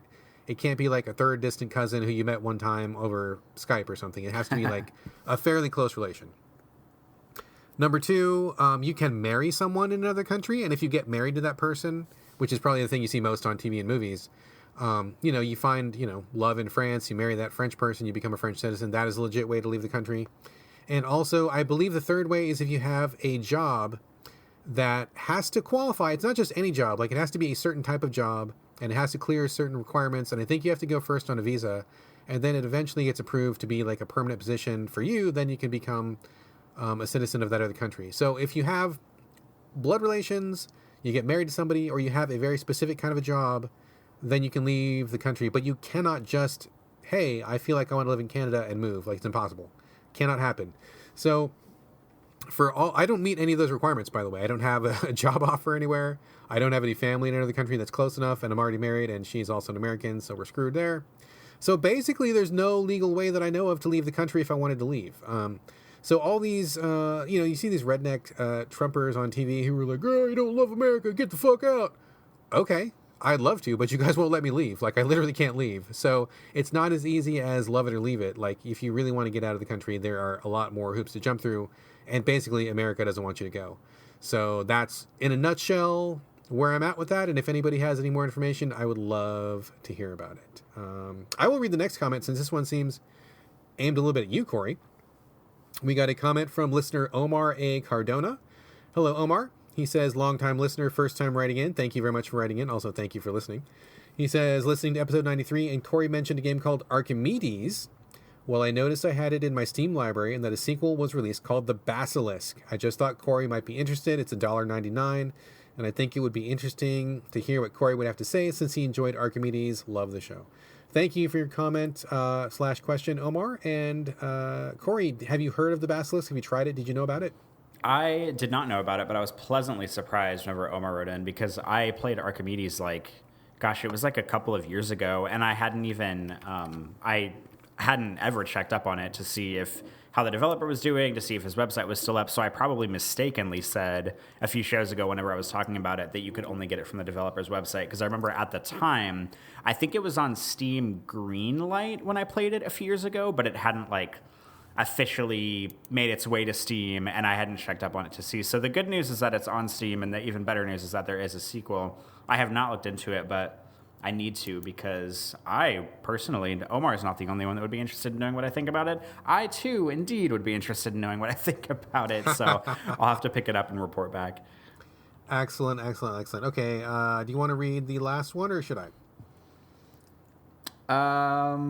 This is more like an impressions one. I'll read it. Okay, go for it. This is coming from a longtime listener who stumbled upon us on SoundCloud, I believe. Psycho Mantis. He watched... So a few weeks ago, we never talked about this on the show because we don't really talk about, newsy or, previewy stuff all that often. But not too often. Yeah, not too often. We basically just talk about what we've been playing, and that's it. But a few weeks ago, CD Projekt Red, the developers of the Witcher series... they've been talking about Cyberpunk 20, whatever the fuck year it is, their next game that's coming out, for years. And at E3, they finally showed off a trailer, and they had a behind closed doors gameplay demo for the press and stuff there. Well, a few weeks ago, they released they did a Twitch stream, unveiling for the public thing of 50, not 15, but 50 minutes of gameplay video that starts pretty much at the beginning of the game, where it shows like it shows like the character creation screen, it shows how they create the character, and then it kind of does like some vignette missions of the game. And Psycho Mantis wrote in to see if we had watched it and to see our takes on it and what we had thought about it. And full disclosure, I did not watch the demo when it went live on Twitch. This is kind of where like I'm bad at I wouldn't call myself like a video game journalist because I'm not, but this is where I'm bad about games because I don't like, I'm the kind of, and I do this with movies too. I've probably said this on the show before. Whenever a game is coming out that I'm interested in, I want to go in knowing like the least that I can about it. And this kind of falls under that category. Like I hate watching lengthy demos or streams or anything because I would rather just play the game myself rather than watch it. So I didn't watch all of this. I kind of like skimmed some of the video on YouTube to kind of get a feel for what the game looked like and how it felt and everything. But I did not watch all 50 minutes of it because I would rather just play those 50 minutes of the game. I don't want that stuff to be like spoiled for me. And that's how I feel about a lot of games. So I watched it. I know, Brad, you dabbled a little bit in it too. Do you want to talk about your impressions first or give a response? Yeah, just really quickly. Thanks for the comment, Psychomanus, because I probably wouldn't have watched it if you hadn't said anything. So I had heard about it, but I didn't bother watching. So it was your comment that got me to go watch it. So thank you for that. Yeah, I was surprised. I didn't realize it was like 50 minutes of footage. And, I love The Witcher. I know you're not a big fan of it, but I thought The Witcher was fucking amazing. Like, it was just a phenomenal experience. Like, one of the best games of all time, as far as I'm concerned.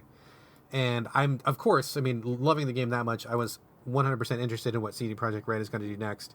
And, I'm a fan of cyberpunk stuff. Maybe not the hardest core fan, but I definitely enjoy it. So this is very exciting.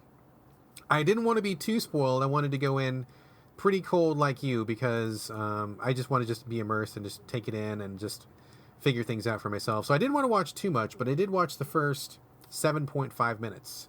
And I say 7.5 because that was basically the first scene that they showed. So I figured one scene out of a game, which is probably going to be 100 hours long, is not going to be that bad. So I can spoil myself on 7 minutes of it. It looked really good. Graphics were amazing. The tone is very dark and very mature. It was very graphic, like surprisingly graphic. They dropped a couple swear words, which I was not expecting to see. There was nudity of both genders right off the bat. The gunplay looked really tight and intense. Full disclosure, I love The Witcher, and I really would like another experience similar to that. Like, I don't want to just play that game again. And I was hoping that Cyberpunk was going to be third person because I just in general like third person games better. So I was a little bit like, I like first person games okay, but they're not my preference. But it did look pretty good. It looked very, it just looked amazing. Like, the graphics were great. Tone looks great. Everything seems on point. So I'm excited about it. I will definitely play it like first thing when it comes out. And that first scene definitely was a little bit eye-opening. Gave me good food for thought as to what to expect for the full version. I'm guessing I probably won't be playing it when my son is around because what I saw was a little bit surprising.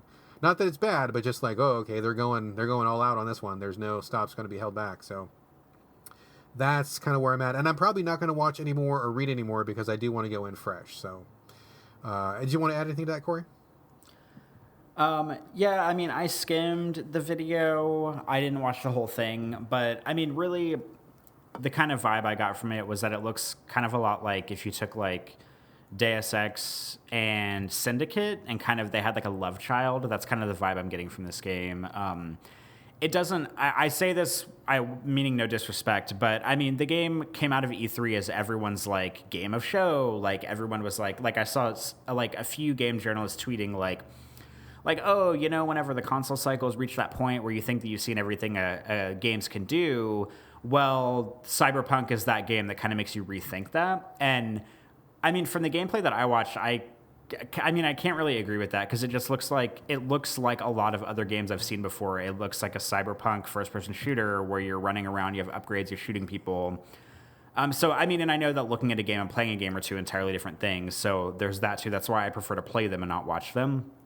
But something that I'm concerned about with this game, well, first of all, I'm concerned about the social media managers for the game because they made a really inappropriate, they made a very inappropriate transphobic joke, very quote unquote, to someone yes. So that's like really dampening my excitement for the game because if that's the attitude, like I have a feeling that from that tweet alone that the culture inside CD Projekt Red is probably problematic, but aside from that, I mean, the game doesn't look like anything I haven't seen before, and also another thing that I predict will be bothersome about the game is that I have a feeling that the game is going to be like, it's going to come out and be like, oh, we're CD Projekt Red and this is Cyberpunk and it's going to be a mature adult experience, but really all they mean by that is that it's going to have like blood and the word fuck and like titties in it a bunch, because that's what I feel like they're stuck in this like, whenever games said they were mature in like 1999 and really what they meant was like, oh, there's boobs in this game once, like I feel like that's what this game is going to be. Like they think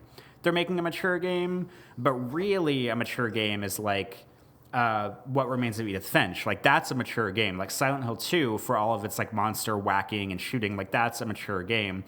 Cyberpunk, I don't think is going to be a mature game. I think they're using that as a guise to have like boobs in it a lot, which I think is really just like a straight white man's way of thinking that they're making something mature. And like I read a piece on, I think it was like Kotaku or something, about how the secondary character in the game that kind of like follows you around and is like your sidekick, he's like a Latino character, and that it's like really stereotypical because he like uses Spanish words in the middle of his sentences where like no Spanish speaker would ever actually do that, and they just do it in a really like bad like 90s movie racist way. And I feel like that's kind of like the vibe, like the unfortunate vibe that this game is giving off. I mean, all that said, like there's a lot of problematic elements and things that I'm predicting I won't like about this game, but I'm going to play it. I hope I like it. I mean, Deus Ex is one of my favorite games of all time, and it looks similar to that. Syndicate was kind of silly, but it was an enjoyable romp, and it looks similar to that. I mean, CD Projekt Red has a good pedigree of games. I mean, I don't like The Witcher because I'm not into like swords and fantasy bullshit like that, but I understand that they're like impeccable games. So this game is pretty well up my alley. I just wish that CD Projekt Red weren't so problematic about the way they're presenting it, maybe. So yes, I definitely agree about the Latino thing. I read that article and I am aware of those concerns. I mean, I'm going to give them the benefit of the doubt at the moment to see how that plays out. But I think that's a valid point to bring up. So we'll see how that goes in the full game. Definitely was like, oh no, about that transphobic shit that happened on Twitter. That was really not cool. So, yeah, they need to stamp that shit out and knock that shit off 100%. Like, I do not condone that stuff at all. That was not cool. But on the other side, I will counter you a little bit by saying that by playing through The Witcher 3, I thought that game was astoundingly mature in the actual. I mean, there was boobs for sure. Don't get me wrong. There's plenty of tits in that game and blood and stuff. But the writing in that game was extremely appropriately and surprisingly mature in so many instances. So many of the quests were eye-opening in how they handled particular subject matter, or how they handled characterization, or how relationships happened. I would definitely hold up Witcher 3 as one of the best examples of mature writing. And in the actual legit, this is adult talking about adult things and not just blood and tits. But I totally see how you would get that sense from the trailer. They definitely were like being pretty edgy, for better or for worse, in the trailer. But having been through like 120 hours of The Witcher 3, if they approach Cyberpunk with that same manner of really approaching it as true adult content, that would be pretty amazing. So I will give them definitely the benefit of the doubt on that based on my experiences with Witcher 3. But they do need to like batten the hatches, knock off this questionable shit, like get with the program, folks, because like you may make a good game, but I'm not going to be around if it's transphobic all the way through, or if you have these racial stereotypes. Like, it's not going to fly. So hopefully they will get that under control and do what they need to do to fix it, because that's not acceptable. But at the same time, I am willing to give them the benefit of the doubt, because their past work was just pretty mind-blowing, honestly. Pretty mind-blowing. So we shall see. Finally, the last comment from Psycho Mantis was, "Oh, and hey, thanks for recommending Bomber Crew." You're welcome. That is a fun game. It's on hold for now, but I plan to come back to it. So, that's all I got, Corey. Should we wrap it up, or you got anything else you want to add? I think I'm ready to wrap it up if you are. All right, man. Let's bring it on home, and I'm going to grab a sandwich. All right, well, this brings us to the end of episode 97 of the So Video Games podcast. Remember, you can stick around after the ending music to hear tonight's banter, which Brad and I both agree we think is well worth sticking around for. Otherwise, if you don't, by all means, bail right now and come on back for episode 98 in a week.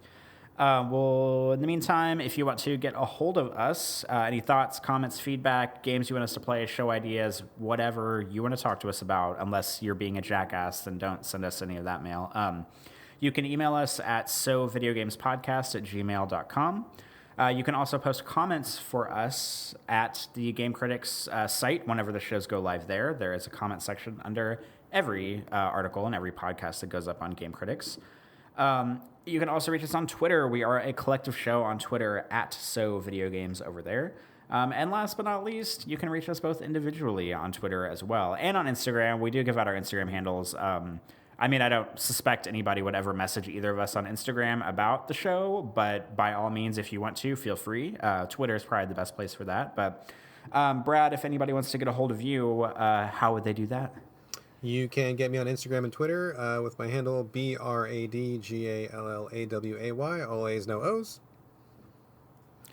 Excellent. And my handles are also, it's also my first and last name, Corey Motley, COREYMOTLEY for Twitter and Instagram. Brad, do you have anything else before we sign off? That is it. Always good to wrap up something like this. I'm glad we're back on schedule. And like you said earlier, we will be back on a regular recording schedule with a regular episode. So sorry to keep you guys waiting over PAX week, but that PAX episode should be up by the time you hear this. You probably already listened to it. And with this one, we're back on track. So thanks for your patience. Sorry for the delay, and we'll do our best to keep you supplied with So Video Games. Indeed, we're both glad to be back in the swing of things. But that brings episode 97 to a close. We'll be back next week with episode 98. We're edging ever so closer to episode 100, which we have nothing special planned for. But in true So Video Games tradition, right? But that brings episode 97 to a close. We'll be back next week. But until then, this is bye from Corey. And bye from Brad. We'll see you next time.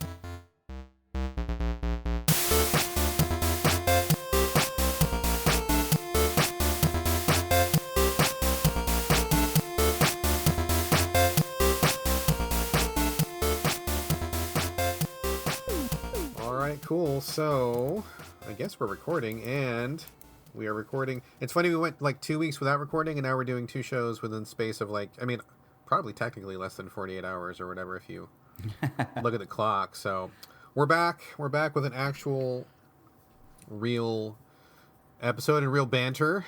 It's good to be back with you again, sir. Same to you as always. Always good to record. Oh man, we just got done watching a movie a second ago. We had like a real fuck up last night. It was my fuck up.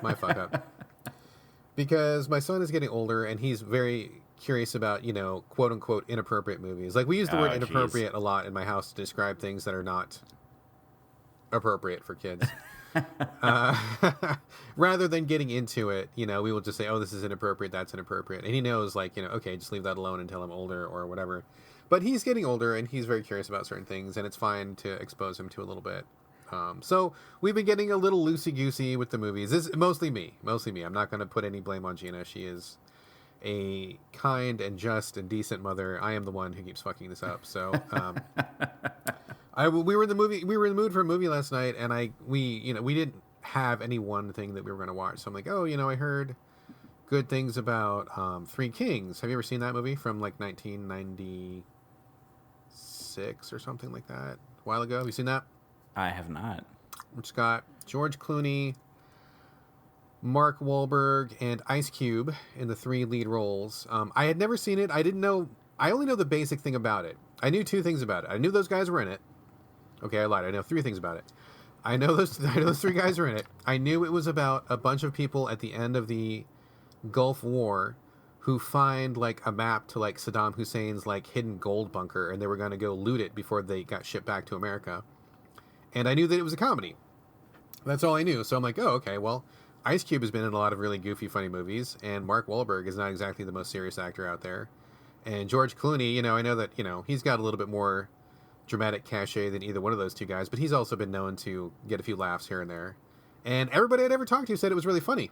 So I'm like, oh, okay, well, son's older now. He's learned about, war, and he's learned, he's seen guns being fired, and, he's curious about the military. So I'm like, oh, this is probably fine. Like, I'm expecting something like, I'm going to really date myself here, excuse me, but like something like, like Stripes or like Private Benjamin or something like that. Have you ever seen any of those movies? I haven't. Heard of them? I've heard of Stripes. I've not heard of the other one. Okay, so anyway, I'm a really old dude, and I'm going to make really old references. So, people listening, if you're near your computers, Google those. You'll get what I'm saying. They're comedic military movies. So I'm like, okay, yeah, I've heard this is really funny. Let's check it out, and we start watching it, and I'm like, oh dear, okay, this is a mistake. Stop the movie. It is a comedy, and I did laugh, but I think the thing that people left out is that it is a black comedy. It is a very, very dark comedy. I thought it was hilarious, and my son was laughing at inappropriate times. My wife was horrified, looking at me like, what the fuck are you doing? Oh, my gosh. And I'm like, okay, we got to turn this off because I feel bad as a parent right now. I need to turn this off. I do want to watch it, but yeah, super dark comedy, a lot of commentary about soldiers in Kuwait and Iraq, about the injustice that was going on there, a lot about racism towards people of Middle Eastern descent. There's a lot of shit about the military. There's a lot of shit about personal responsibility. It just was like really pitch black, and I'm like, oh, okay, this is... Why did nobody tell me this? Everybody made it sound like it was going to be a fun romp in the desert. It is not a fun romp in the desert at all. I mean, there's like torture and shit going on. There's like people getting killed, and I'm like, okay, this is hardcore. So we stopped. I do want to watch the rest of it. I'm very curious about this. If anybody listening has feedback about that movie, I would love to get it. But yeah, so heads up. Do better than I did, and usually I feel kind of bad because usually I do my due diligence before we watch a movie like that, but I figured, I've heard nothing but good things, and he's a little bit older, we can probably be a little bit more risque, but that was like sailing far over the line. That was a dad fail of epic proportions last night. So instead we quickly stopped that movie and we pivoted towards R.I.P.D. Have you ever seen that? Is that the one with don't say his name, don't say it, the dude from... You're thinking it. I'm thinking it. The dude from Tron Legacy. I know that's not what he's known for. That's hilarious that you picked that as the thing that he... Because I haven't seen him in like anything else. The Big Lebowski is the movie that he's like known for. Yeah, Jeff Bridges. Jeff Bridges. Thank you. Bridges, yeah. Yes. Jeff Bridges, and also Ryan Reynolds. Ryan Reynolds is also in that. So I had heard of this movie. I heard it flopped when it came out, and that people said it was no good, but we wanted something lighter after watching 20 minutes of Three Kings, and so we're like, we got to get something goofy and funny that's more family appropriate. And this fit the bill. It's got, like you said, the Big Lebowski, and it's got Deadpool, both of them teaming up together as policemen who are dead, and they continue to be policemen in the afterlife. It has a very strong Men in Black vibe to it, where it's like the two guys are kind of wisecracking, and then there's a bunch of weird looking dead guys, which are not quite zombies, but they're kind of sort of monsters, sort of, and they kind of look goopy and weird. So definitely like biting down on the Men in Black vibe quite a bit. But I mean, it was funny, it was light. I thought it was a good romp for like 90 minutes. I mean, it's pretty much, car chases, people shooting guns, but nobody really getting hurt, a couple weird monsters, and pretty, it's exactly like what you would expect it to be. If you've seen any of the Men in Black films, it's totally like that. But it was fine. I didn't think it was bad. I didn't think it was bad at all. I thought it was entertaining, but I can easily see where if you had just seen like, Men in Black 3, and that was not the greatest film, if I recall correctly, or if you just were tired of that formula, this seems literally like just a pretty blatant copycat. So I can see why it didn't do so good at the theaters following in those footsteps. But I mean, now that we've got a few years out from Men in Black, and that's not really a thing anymore, and we were just kind of kicking it, and just wanted something fun to watch. It was pretty good. It was fun. So it kind of helped erase some of the trauma that we had just been through with the earlier movie. But not too bad. That's been kind of my night. What have you been up to? Did you know that they're rebooting Men in Black? They are? Yeah, they're making a new one and the two leads are going to be the Thor Chris, I can't remember his last name. Hemsworth and Tessa Thompson, who is Valkyrie, and she was Valkyrie in Thor Ragnarok. Is that right? She was, yeah, she was. So they're reteaming Thor and Valkyrie in a totally new context. Yeah, they're rebooting. Men in Black completely with those two in the lead, which I have high hopes for because I really liked. I mean, I've only seen the first Men in Black because I heard the second and third one sucked ass, but I really like the first one. It's like the perfect silly popcorn movie, but it's like incredibly well acted at the same time. Like Vincent D'Onofrio as Eggert and as like the main alien, he's like perfect in the role. It's just good. It's good movie. Yeah, I literally just watched it like 3 weeks ago because my son found it on Netflix or something like that, and so I'm like, oh yeah, this is a good movie. So yeah, it still holds up. It is still really good. I remember.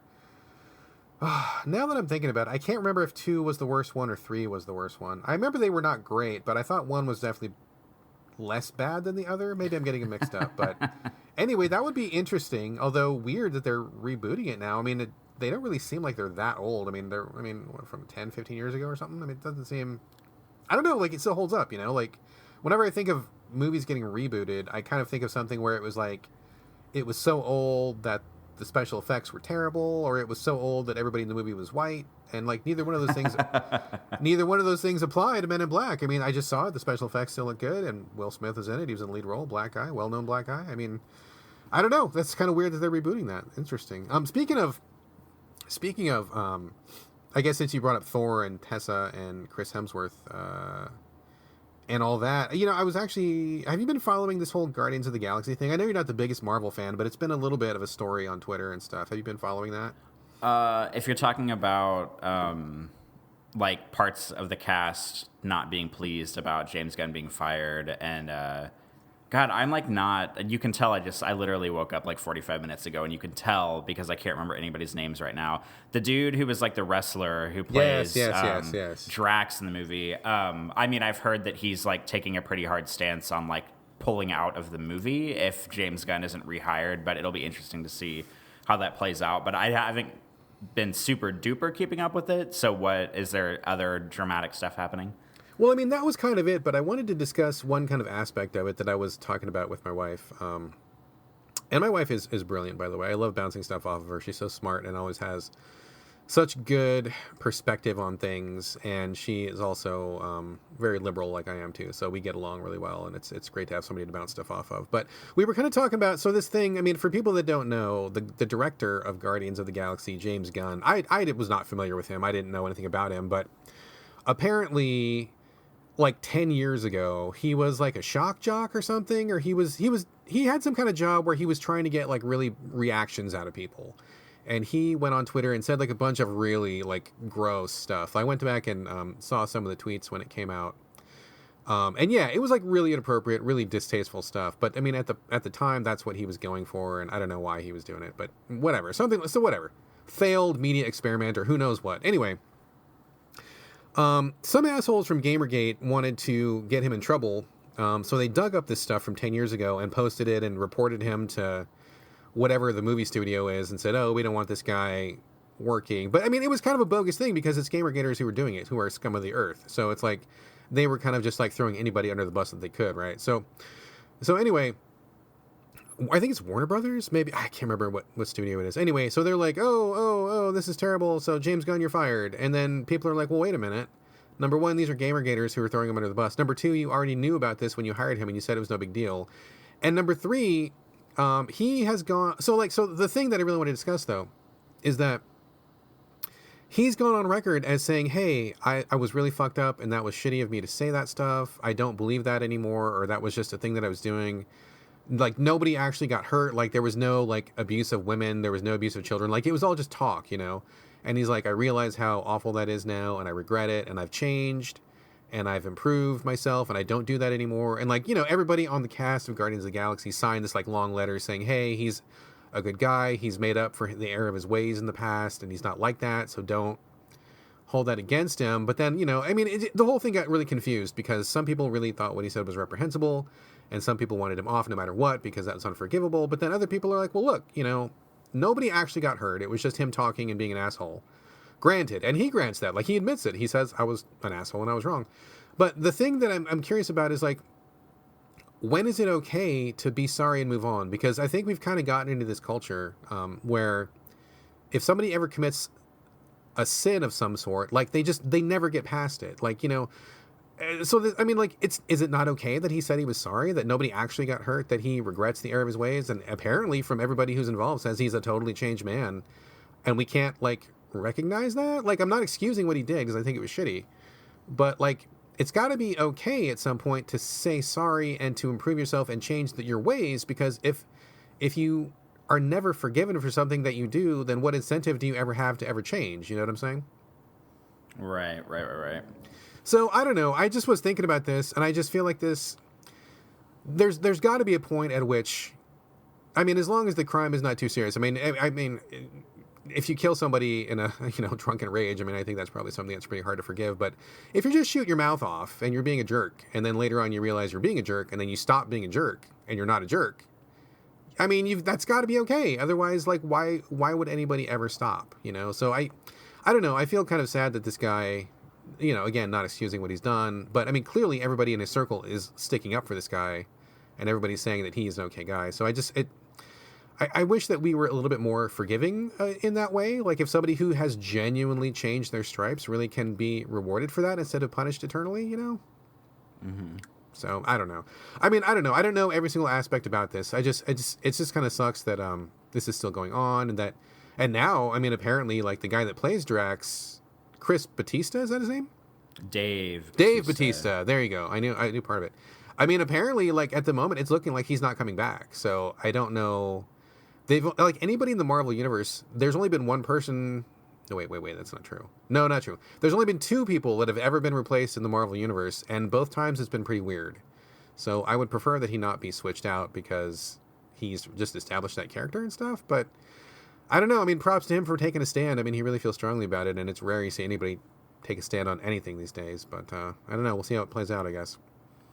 Yeah, I think the thing that fascinates me about it is, and this is kind of nerdy of me, but I'm just wondering about, like, contractual obligations and stuff, because obviously I'm sure Dave Bautista signed a contract that says, you have to star in, 15 Marvel films or whatever, and I'm wondering what's going to happen I'm sure he's, like, a multimillionaire and can afford, whatever, to get out of whatever contract he wants, but I'm just wondering, like, if the contract is like, oh, if you fail to appear in this movie, you have to pay, because it's Disney that's the ones that are behind the whole thing, because Marvel's owned by Disney now. That's true. Good point. So if they're going to be like, oh, you were pulling out of this movie, now you have to pay us, I don't know, like $50 million or something, as if, Disney doesn't have more money than God himself or herself. So it's just like, I don't know, it's just silly how kind of, contractual obligations at the end of the day all come down to, like, ridiculous sums of money with people who are already, like, super duper rich anyway. So I don't know. I mean, I feel like, on one hand, I'm not really a big fan of Guardians of the Galaxy, like, period. So I'm kind of, like, removed from I feel so bad for him, but I do feel bad for him. And I feel like, firing him outright was the wrong thing to do, because, I mean, I don't know, it's one of those things, like, and we've talked about this on the show before, but it's one of those things where, like, whenever you try to become more aware of, like, who you're supporting financially and who you're buying from, and this goes for, like, businesses too, and not just, like, individual people, that, like, if you dig deep enough, you're probably going to find out that they've done some, like, awful shit before. God, seriously. Yeah, I mean, it's just, like, there's no one out there who has, like, only done, like, 100% good things their entire lives. Like, you're going to find, especially with people who are famous, who have a lot of money, who, have been working that long, like, you're probably going to find something that they've done that's terrible. And, like, anybody who probably looks great in the public eye, that info just has been hidden thus far. It's kind of one of those situations. So, I don't know. It's like, I feel bad that he got fired, and I feel like they probably should have maybe done something else, like some other sort of consultation, like maybe, I don't know, they let him direct, but they only paid him half as much as the last movie or something like that, which is shitty, like, on moral grounds that he got fired. But at the same time, like, I find myself sometimes tired of these, like, situations that involve, like, all of these, like, incredibly rich people, because I just want to be like, oh, boo-hoo, like, you can afford to probably take the rest of your life off and never work again and live happily ever after with all the money you have, from the first like 2 movies that you made for Marvel, because I'm sure he got paid a shitload of money to do that. Right, totally. So I don't know. I feel like a cynical jerk saying that, but there's just like, I'm so far removed from people who are like rich that I kind of like don't. It's kind of like sports players. Like whenever you hear about like, oh well, Kobe Bryant got signed to X team and they paid him $200 million, and I'm like, who, like, what, like, who, what, like, how does anybody even, like, what do you do with that amount of money? Like, we have, this sounds so, I feel so stupid saying this, but it's like, you know, we have, like, thousands and thousands and thousands of people who can't afford, like, to go to the doctor, and yet one basketball player is getting paid, like, all this money. I realize I'm spinning this into the stupidest scenario as I possibly can, but it's just how, like, far removed I am from rich people that I sometimes just, like, don't care about their problems because they have a lot of money and they can do whatever they want. But I do think that he shouldn't have been fired. I feel like Disney should have thought that one through a little bit more. But ultimately, I'll be fascinated to see what actually happens with the next movie. Like what... Because, I mean, like, Marvel, it's not just, like, an individual movie. I mean, anything they do with any movie is going to tie into all the other movies that they have running at this point. Totally. I mean, it'll be interesting to see who they get to direct it, how the cast responds to the director, how the writers respond to the director, if any of the other cast members pull out. Because, I mean, like... it's not like Chris Evans. Well, I guess Chris Evans isn't in Guardians of the Galaxy. Like Chris, God damn it. Why are there so many Chris's in the Marvel Universe? The other one, the Parks and Rec Chris. Yeah, I know. It's not like he can like pull out because he's like the fucking star of the whole thing. Yeah, he's like the star of the show, and he's in all the Avengers movies. I mean, I guess the other ones are in the Avengers movies too, but I don't know. It's just weird, like.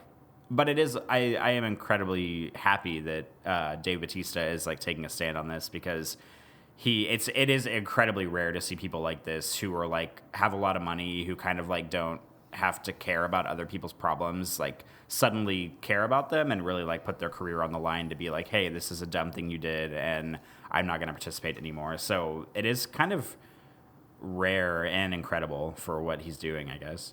Yeah, you don't see that very often. So that was, like you said, a very unusual stance for someone to take, where he could have very easily been like, whatever, I'm going to get my check, and it's been nice working with you, see you later. And to see somebody who, you know, I don't know the guy, of course, but it just seems from like stories that he's given and interviews that he just is like, you know, standing up for what he thinks is right. And of course, he's not going to have the same penalties as other people because, you know, he's got enough money to cushion himself forever if he never makes another movie again. But still, it's nice to see somebody doing something like that. But anyway, you have seen a movie yourself recently, haven't you?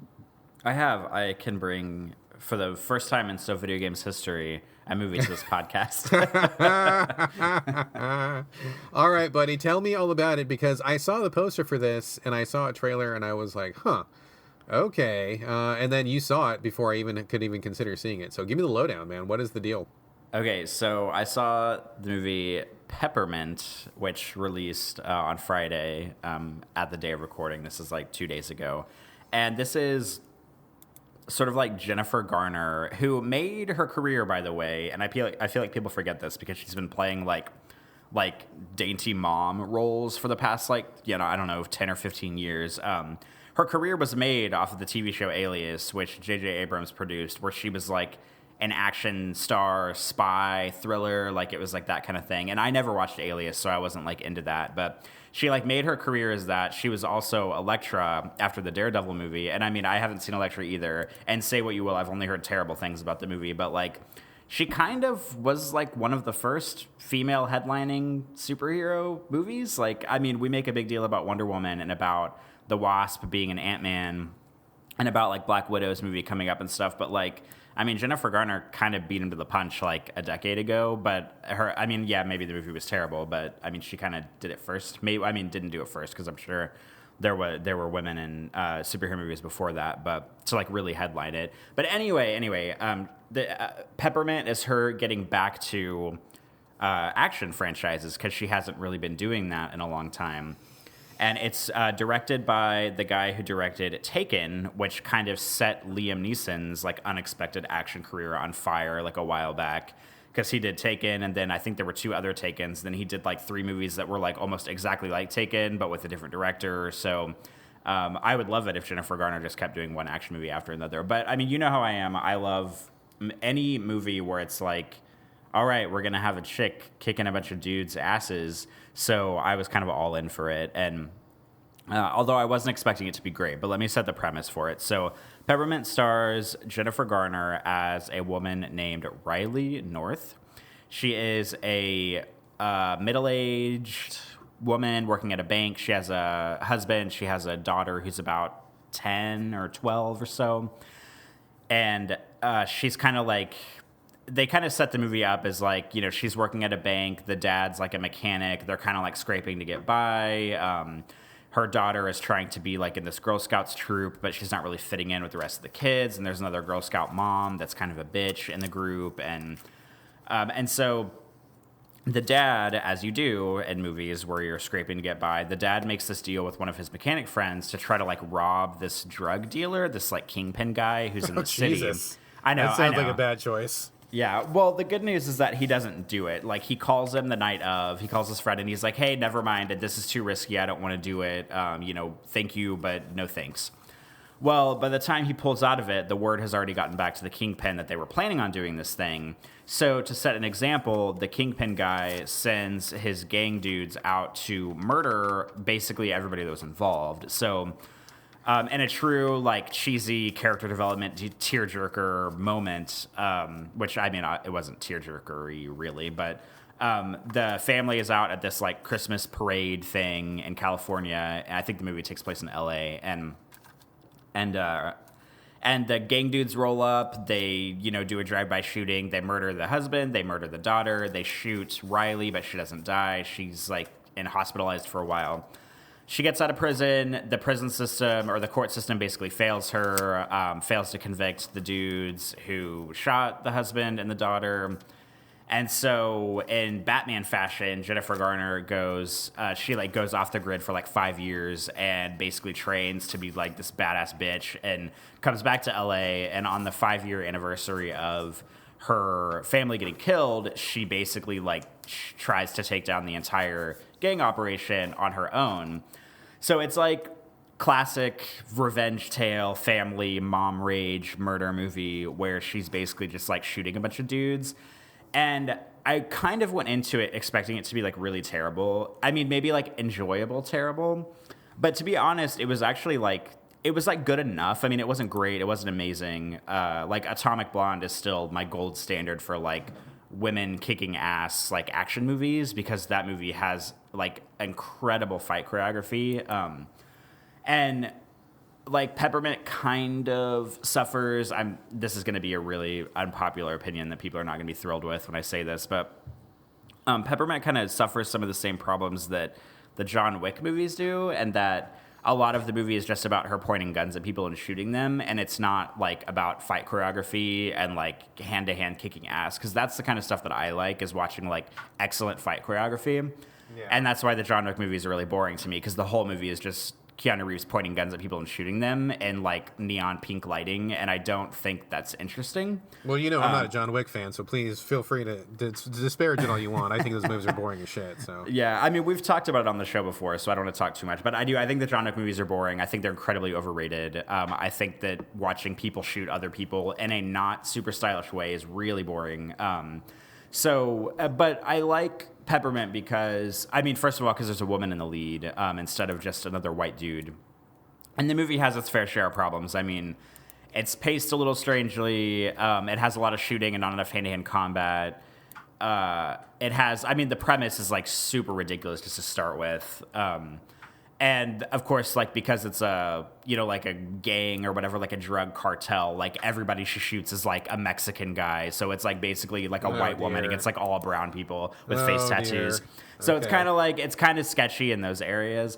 But overall, I mean, I enjoyed it more than I thought I was going to. I'm not like, urging people to rush out and see it because it's going to change your life. But if you're looking for like an hour and 45 minutes of Jennifer Garner, like back in action shape with like the most like toned, glistening arms I've like ever seen on a woman, like covered in like soot and sweat with like automatic rifles in her hands, then I mean I think it's worth your time. Maybe not like, rush out and see it now, but if you're looking for light action fare, I mean there's definitely some good stuff in here, but it's not it's not amazing. I mean, Atomic Blonde, like I said, is still my favorite, like, chick kicking ass movie, and then probably Wonder Woman after that, and then maybe like Kill Bill after that. But I mean, it's good. It's good enough. I was happy with it, but I wasn't like ecstatic. Yeah, it sounds like it's in our wheelhouse. I mean, I don't think it's something that we would have gone to the theater to see, but I'm sure that, like, on a Saturday night, if the kid's in bed and we're kind of kicking it, I'm sure it would be the kind of thing that we would rent. So I'm sure that we will see it at some point in the future. Just kind of circling back on something that you mentioned just really briefly, like you said, an hour and 45 minutes of movie. I gotta say, dude, like, I'm kind of getting tired of movies being like more than 90 minutes. Like, I think some movies are fine, but like sometimes we go to rent a movie and I'm like, oh God, it's like 2 hours. It's like a long time. Like, I mean, some movies are great and I want more and that's fine, but a lot of them I'm totally fine with a tight 90 minutes. Like for something like this where it's like, oh yeah, basic premise, shooting some dudes, chase in a car, and then roll credits. I mean, like 90 minutes is fine for that. And like, I don't think 2 hours needs to be the standard anymore. Some films fine, some films not fine, and I want more 90-minute movies. You feel me on this one? I'm half and half with you on this one, because I agree that it seems like, especially in the past like 5 years, the length of movies has been getting more and more ridiculous. Because like, 90 minutes used to be pretty much like the standard for movies, and then somewhere down the line, about 2 hours became the standard for movies, and then there were like a few huge blockbusters that were like 2 hours and 20 minutes, totally. And then it's just like the line keeps getting bigger and bigger. Like I think, what was it, like James Bond Skyfall was like 2 hours and 30 minutes or something, and then like Blade Runner 2049, although I love Blade Runner 2049. I would not cut a second from that movie if I could. That movie's like 2 hours and 40 minutes or something like that. And so it's like every director is just like, let me just push this needle a little bit further into the length zone. And there's a lot to be said for a director who can, get a movie, get everything they want to do in there and still have it be like under 2 hours. I think that's a respectable thing to do. It kind of harkens back to editing, which is, as you might imagine, is something that's constantly on my mind.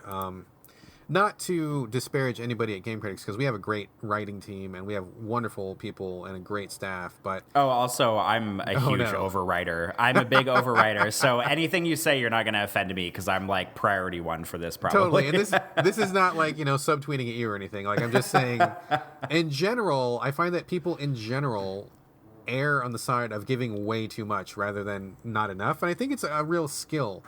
Not just only in reviewing, but also in movie making, to be able to make your point, to make it, substantial enough, and then to not take up like 3 hours to do it, or like in the case of review, not to take 2,000 fucking words to do it, because, like I very frequently will get a review that's like 1,500 words, and by the time I'm done editing, it's like 900 words, and I feel like it's a better piece, like it reads better, flows better, gets to the point better, like less fat. And I feel the same thing about film. Like sometimes it's great. Like, I mean, I'm a Marvel film junkie. You know that. I'm open about that. And so like when the next Infinity Gauntlet movie comes out, like I'm fine with that being 2.5 hours. Like, I mean, yes, I love every minute of this. I love seeing superheroes. It's great. But for other movies where I just don't want to devote that time, and I think that people are getting lazy about it. Like there's just too much fat in movies lately. I wish they would trim down. So that's my little mini rant right there. But anyway, I'm looking at the list of banter topics. There's one more thing that I definitely want to talk about. But before we get to that, you have something down here about a Metal Gear podcast. What's that all about? I do. I just wanted to give a really, really big shout out to the magazine / website / gaming media outlet Game Informer. I follow a lot of Game Informer editors on Twitter. The weird thing about Twitter for me is like I follow a lot of editors and writers for a lot of video game sites on Twitter, but I rarely actually go to the websites and read the stuff they publish. Who reads anything these days? Seriously. Yeah, I don't know if that's good or bad, but I saw Game Informer, and I used to every once in a while I resubscribe to Game Informer, and then my subscription runs out, and then I go 2 years without it, and then I resubscribe, and then it's just like a cycle over and over again. But I saw someone, I can't remember who it was, and I feel bad for this, but one of the editors at Game Informer posted on Twitter about this month or last month or something was Metal Gear Solid on PlayStation 1. It was the 20th anniversary of the game. Oh, yeah, I saw that. And so Game Informer, they have a podcast, as does every gaming site ever. And I've never listened to the Game Informer podcast before, so I don't know if this is like... I read that this show was out of the ordinary for what they usually do. But they put out a podcast commemorating the 20th anniversary of Metal Gear Solid coming out. And the really incredible thing about the podcast is that in this one, they interviewed a bunch of voice actors and voice directors from the original series. And, I mean, a lot of them made several repeats in the series. And they talked about... I'll get to why it was incredible in a second. But they talked about... I mean, they had David Hayter on, who played Solid Snake. They had... the guy who voices Otacon. They had Debbie Mae West, who voices Meryl. They had the guy who voiced Vulcan Raven. They had Cam Clark, who voiced Liquid Snake. They had, I think there were like 2 other voice actors on there that they basically, I don't think they had anybody like in the room with them, so they made like phone calls and Skype calls to them and kind of like asked them all the same interview questions. But the incredible thing about the show is that from a podcast editing perspective, I cannot imagine how much work they put into the show, having to call all these individual people and doing these interviews with them and recording them. And you can tell in the show that it's like stitched together, but it's also stitched together so well and so fluidly that to like the untrained podcaster, you might think that maybe they had done like a big conference call or something, because they'll ask like, one of the hosts will ask somebody a question, that person will talk about it for a second, and then they'll have like someone else that they interviewed kind of say something else about it, but like that they weren't all interviewed at the same time. So it's like an editing masterpiece. And I keep meaning to write into Game Informer or send the guy who produced it a DM and be like, hey, one podcaster to another, like this was an editing, like a masterclass in audio editing. So that was incredible for me. But it's also incredible just to hear all the voice actors talk about the process of recording, because they have a lot of really interesting stories about how whenever they recorded the first Metal Gear Solid game, because it was back in 98, they were probably maybe recording it in 97, about how they all the voice actors for the game, they all went to the recording studio, quote unquote, that they had for it was basically this like home studio in this like random house in Hollywood. Like they weren't even in like a development building or a publisher building. Like they weren't at Konami or in Japan or anything. They were just at this like random house that I guess Konami had rented to use as a studio, but it was just like a house. Like they're talking about how they were in the studio and then they would just like go sit in the kitchen and get their sandwich out of the fridge and eat it on their lunch break or whatnot. But the cool thing is that all the actors were there at the same time in the studio, so they all got to record together, which is incredibly rare in video games, because usually whenever they do voiceover recording in video games, it's just one person alone in the booth and you don't have people to play off of. But they were talking about how they were all just in this like dingy house in the middle of Hollywood, and they were all recording in the studio together. And they said that like the house was on a well-populated street, so like trash trucks and like motorcycles would go by, and they would literally have to like do retakes like over and over and over again, because the microphones would pick up the cars that were going by outside. And then they talked about recording, because they all re-recorded everything for the Twin Snakes, which was the GameCube remake of Metal Gear Solid. And they got like most of the original cast back together to re-record everything. And they talked a little bit about that. And then at the very end of the show, they talked to David Hayter about being replaced in Metal Gear Solid 5 in the Phantom Pain. And he has some like pretty interesting things to say about like his working relationship with Konami and like how Hideo Kojima treated the franchise the whole time they were doing it. And like, I don't want to spoil a whole lot, because I encourage everybody who's listening to this to go listen to that podcast, because it's incredible. But a couple of the really interesting things that he said were, to me, were that he, David Hayter and Hideo Kojima, they never really like met in real life, or they didn't have like a working relationship together. And apparently, Hideo Kojima tried to get David Hayter replaced as the American voice actor of Snake, like for every single game for the entire career. Seriously? Oh my God. He's like Mr. Solid Snake. Why would you ever want to replace him? That's ridiculous. Well, David said on the podcast that he suspected, but of course it can't be proven true or false, that Hideo Kojima was not pleased with the amount of like outpouring of like fan love and attention that David was getting for the role, because of course Hideo Kojima is just like every other fucking CEO millionaire who wants all the attention on him. I guess he was like upset that the fans were like really clinging to David Hayter and were like really celebrating him in the role. And so David said that for like 3 or 4 games in the franchise, he had to re-audition to play Snake over and over again. Give me a fucking break. Yeah, dude. and get this, and of course this will come as a surprise to no one who has been paying attention to anything related to Kojima or Konami, that every step along the way for every new game, Hideo Kojima tried to get big Hollywood stars to replace David Hayter as the voice of Snake. That does not surprise me at all. Oh, yeah, it doesn't surprise me at all. And it's like everything that I used to respect about Hideo Kojima, basically in that like one monologue from David Hayter on the podcast, I was like, yeah, Hideo Kojima sounds like a big fucking asshole, and I don't really respect him a whole lot anymore. Like, he's just like, he's such a star fucker, and it's so fucking annoying. I was going to say star fucker. I was literally going to say that, dude, just now. It's just like, I wish that Hideo Kojima would just get off of every Hollywood star's boner and just like go work on games instead of trying to like act like he's part of like the big boy Hollywood club. It's so fucking annoying and it's so obvious, and it really annoys me that they assembled such a great cast for the game and that Hideo Kojima, like not even in America, like not even in the recording studio, like not even working directly with them, was basically like fighting them every step of the way on who was getting cast and wanted to like replace them with Hollywood actors. Like, give me a fucking break.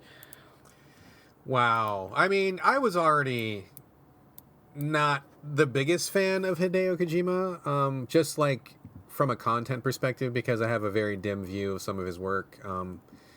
But that just is even worse. That's just like that's just pouring shit sauce on top of the shit burger, man. Because I mean, it's pretty clear he wants to be a director of Hollywood films. He, you know, like you said, he's just going from dick to dick in Hollywood, and it's like you got to just, it's just it's a bit much. And hearing that is awful. So I just. I think it's safe to say that I'm not his biggest fan. I admire some of his work. I mean, I think he has made some solid games with assistance, and I think he's got some good ideas when it comes to certain things. Would you say he's made some Liquid games too? Ouch. Ouch. Well, you said he made some solid games. Did he also make some Solidus games? Solidus, maybe. I see what you did there. Corey Motley in fine form, folks. So that's just as gross. So anyway, thank you for sharing that. I maybe I'll have to go and record. I do listen to a lot of podcasts. Maybe I could go. How long was that podcast? Was it like 6 hours or what? No, it was. Hold on, I have it pulled up on my phone right now. It's actually not that long. It's only an hour and 9 minutes. Wow, really? Yeah, and it's got a lot of like they don't fuck around on the show. Like the thing that I love about the show too is that the hosts, let me see if it says who hosted it. Ben Hansen hosted it, and Tim Turry, who used to work for Game Informer, who now works for Capcom, I believe, doing like Resident Evil stuff. They had Tim come back on the show for it. But the thing that I love even more about the show is that they barely even talk in the show. Like they ask questions, but they don't like grandstand about being the hosts or about blah blah blah. We're from Game Informer. They basically are just like, here's a question, and then they let the person talk, which is like my favorite thing about this episode. So maybe I should listen to more Game Informer podcasts because maybe they're good, but I highly recommend this, and it's only an hour and 9 minutes long, and it's packed with really kind of fascinating information. Wow. Okay. So maybe I'll check that out, because I was expecting you to tell me this was like a 9-part series that was like 42 hours. I mean, I kind of wish it were, but it's not. But if it's only an hour, I could easily, I listen to more podcasts than that a day, and that seems pretty interesting. Although I'm not like the biggest Metal Gear fan, but that does sound pretty interesting. So maybe I'll go and track that down. So, okay, cool. Thank you for bringing that up. That sounds very interesting. There's one more thing to mention, if that's all right with you, before we get out of this section and start talking about some games. Can I do one more? Of course, you can do one more. All right, cool. I don't generally like to do a whole lot of self-promotion, although I do want people to listen to this wonderful podcast, and I want people to come to GameCritics.com and read the stuff that we do, because it's so much fucking work. I want somebody to read it. But on a slightly different note, we don't talk about this often, but I have written a couple of books, like actual books, in the past. I've written 2. And I had a couple others that were kind of cooking around, and I kind of just dropped it because once I got into it, I realized that writing was not really my thing. But I did manage to publish 2 books, and I wanted to just say really quickly to anybody listening to this podcast, if you are listening this far, if you listen to this show every week, and not only do you listen to the show, but you listen to this banter every week, you're probably one of the true fans of this podcast, and maybe you think I'm an okay guy to listen to. Maybe not. I don't want to assume. Not those fake fans, but the true ones. Not those fake fans. Because we have a lot of fake fans, let me tell you. The fake fans is pretty ridiculous. They can never answer the trivia questions, which is how you catch them out. But no. So anyway, what I'm saying is, what is my point? My point is, okay. So my point being that I just got word from my publisher that my one of my books, it's called Speaking in Forked Tongues, is going out of print. Sales were not great, which is totally fine because honestly, I didn't do a lot of self-promotion, and my publisher made a small push for it at the beginning, but then they're a pretty small publisher, so they didn't have a lot of budget to get it out there either. The only hope it really had was like catching fire with word of mouth or going viral or something, and it just never caught fire, which is fine. Totally fine. And in retrospect, just speaking as an author for a second, there were things that I would change about it going back. I wasn't 100% happy with it when it came out, but I don't think any author ever is. So I don't think it's terrible, but it's definitely, there are a few things I'd like to change. But anyway, getting off track.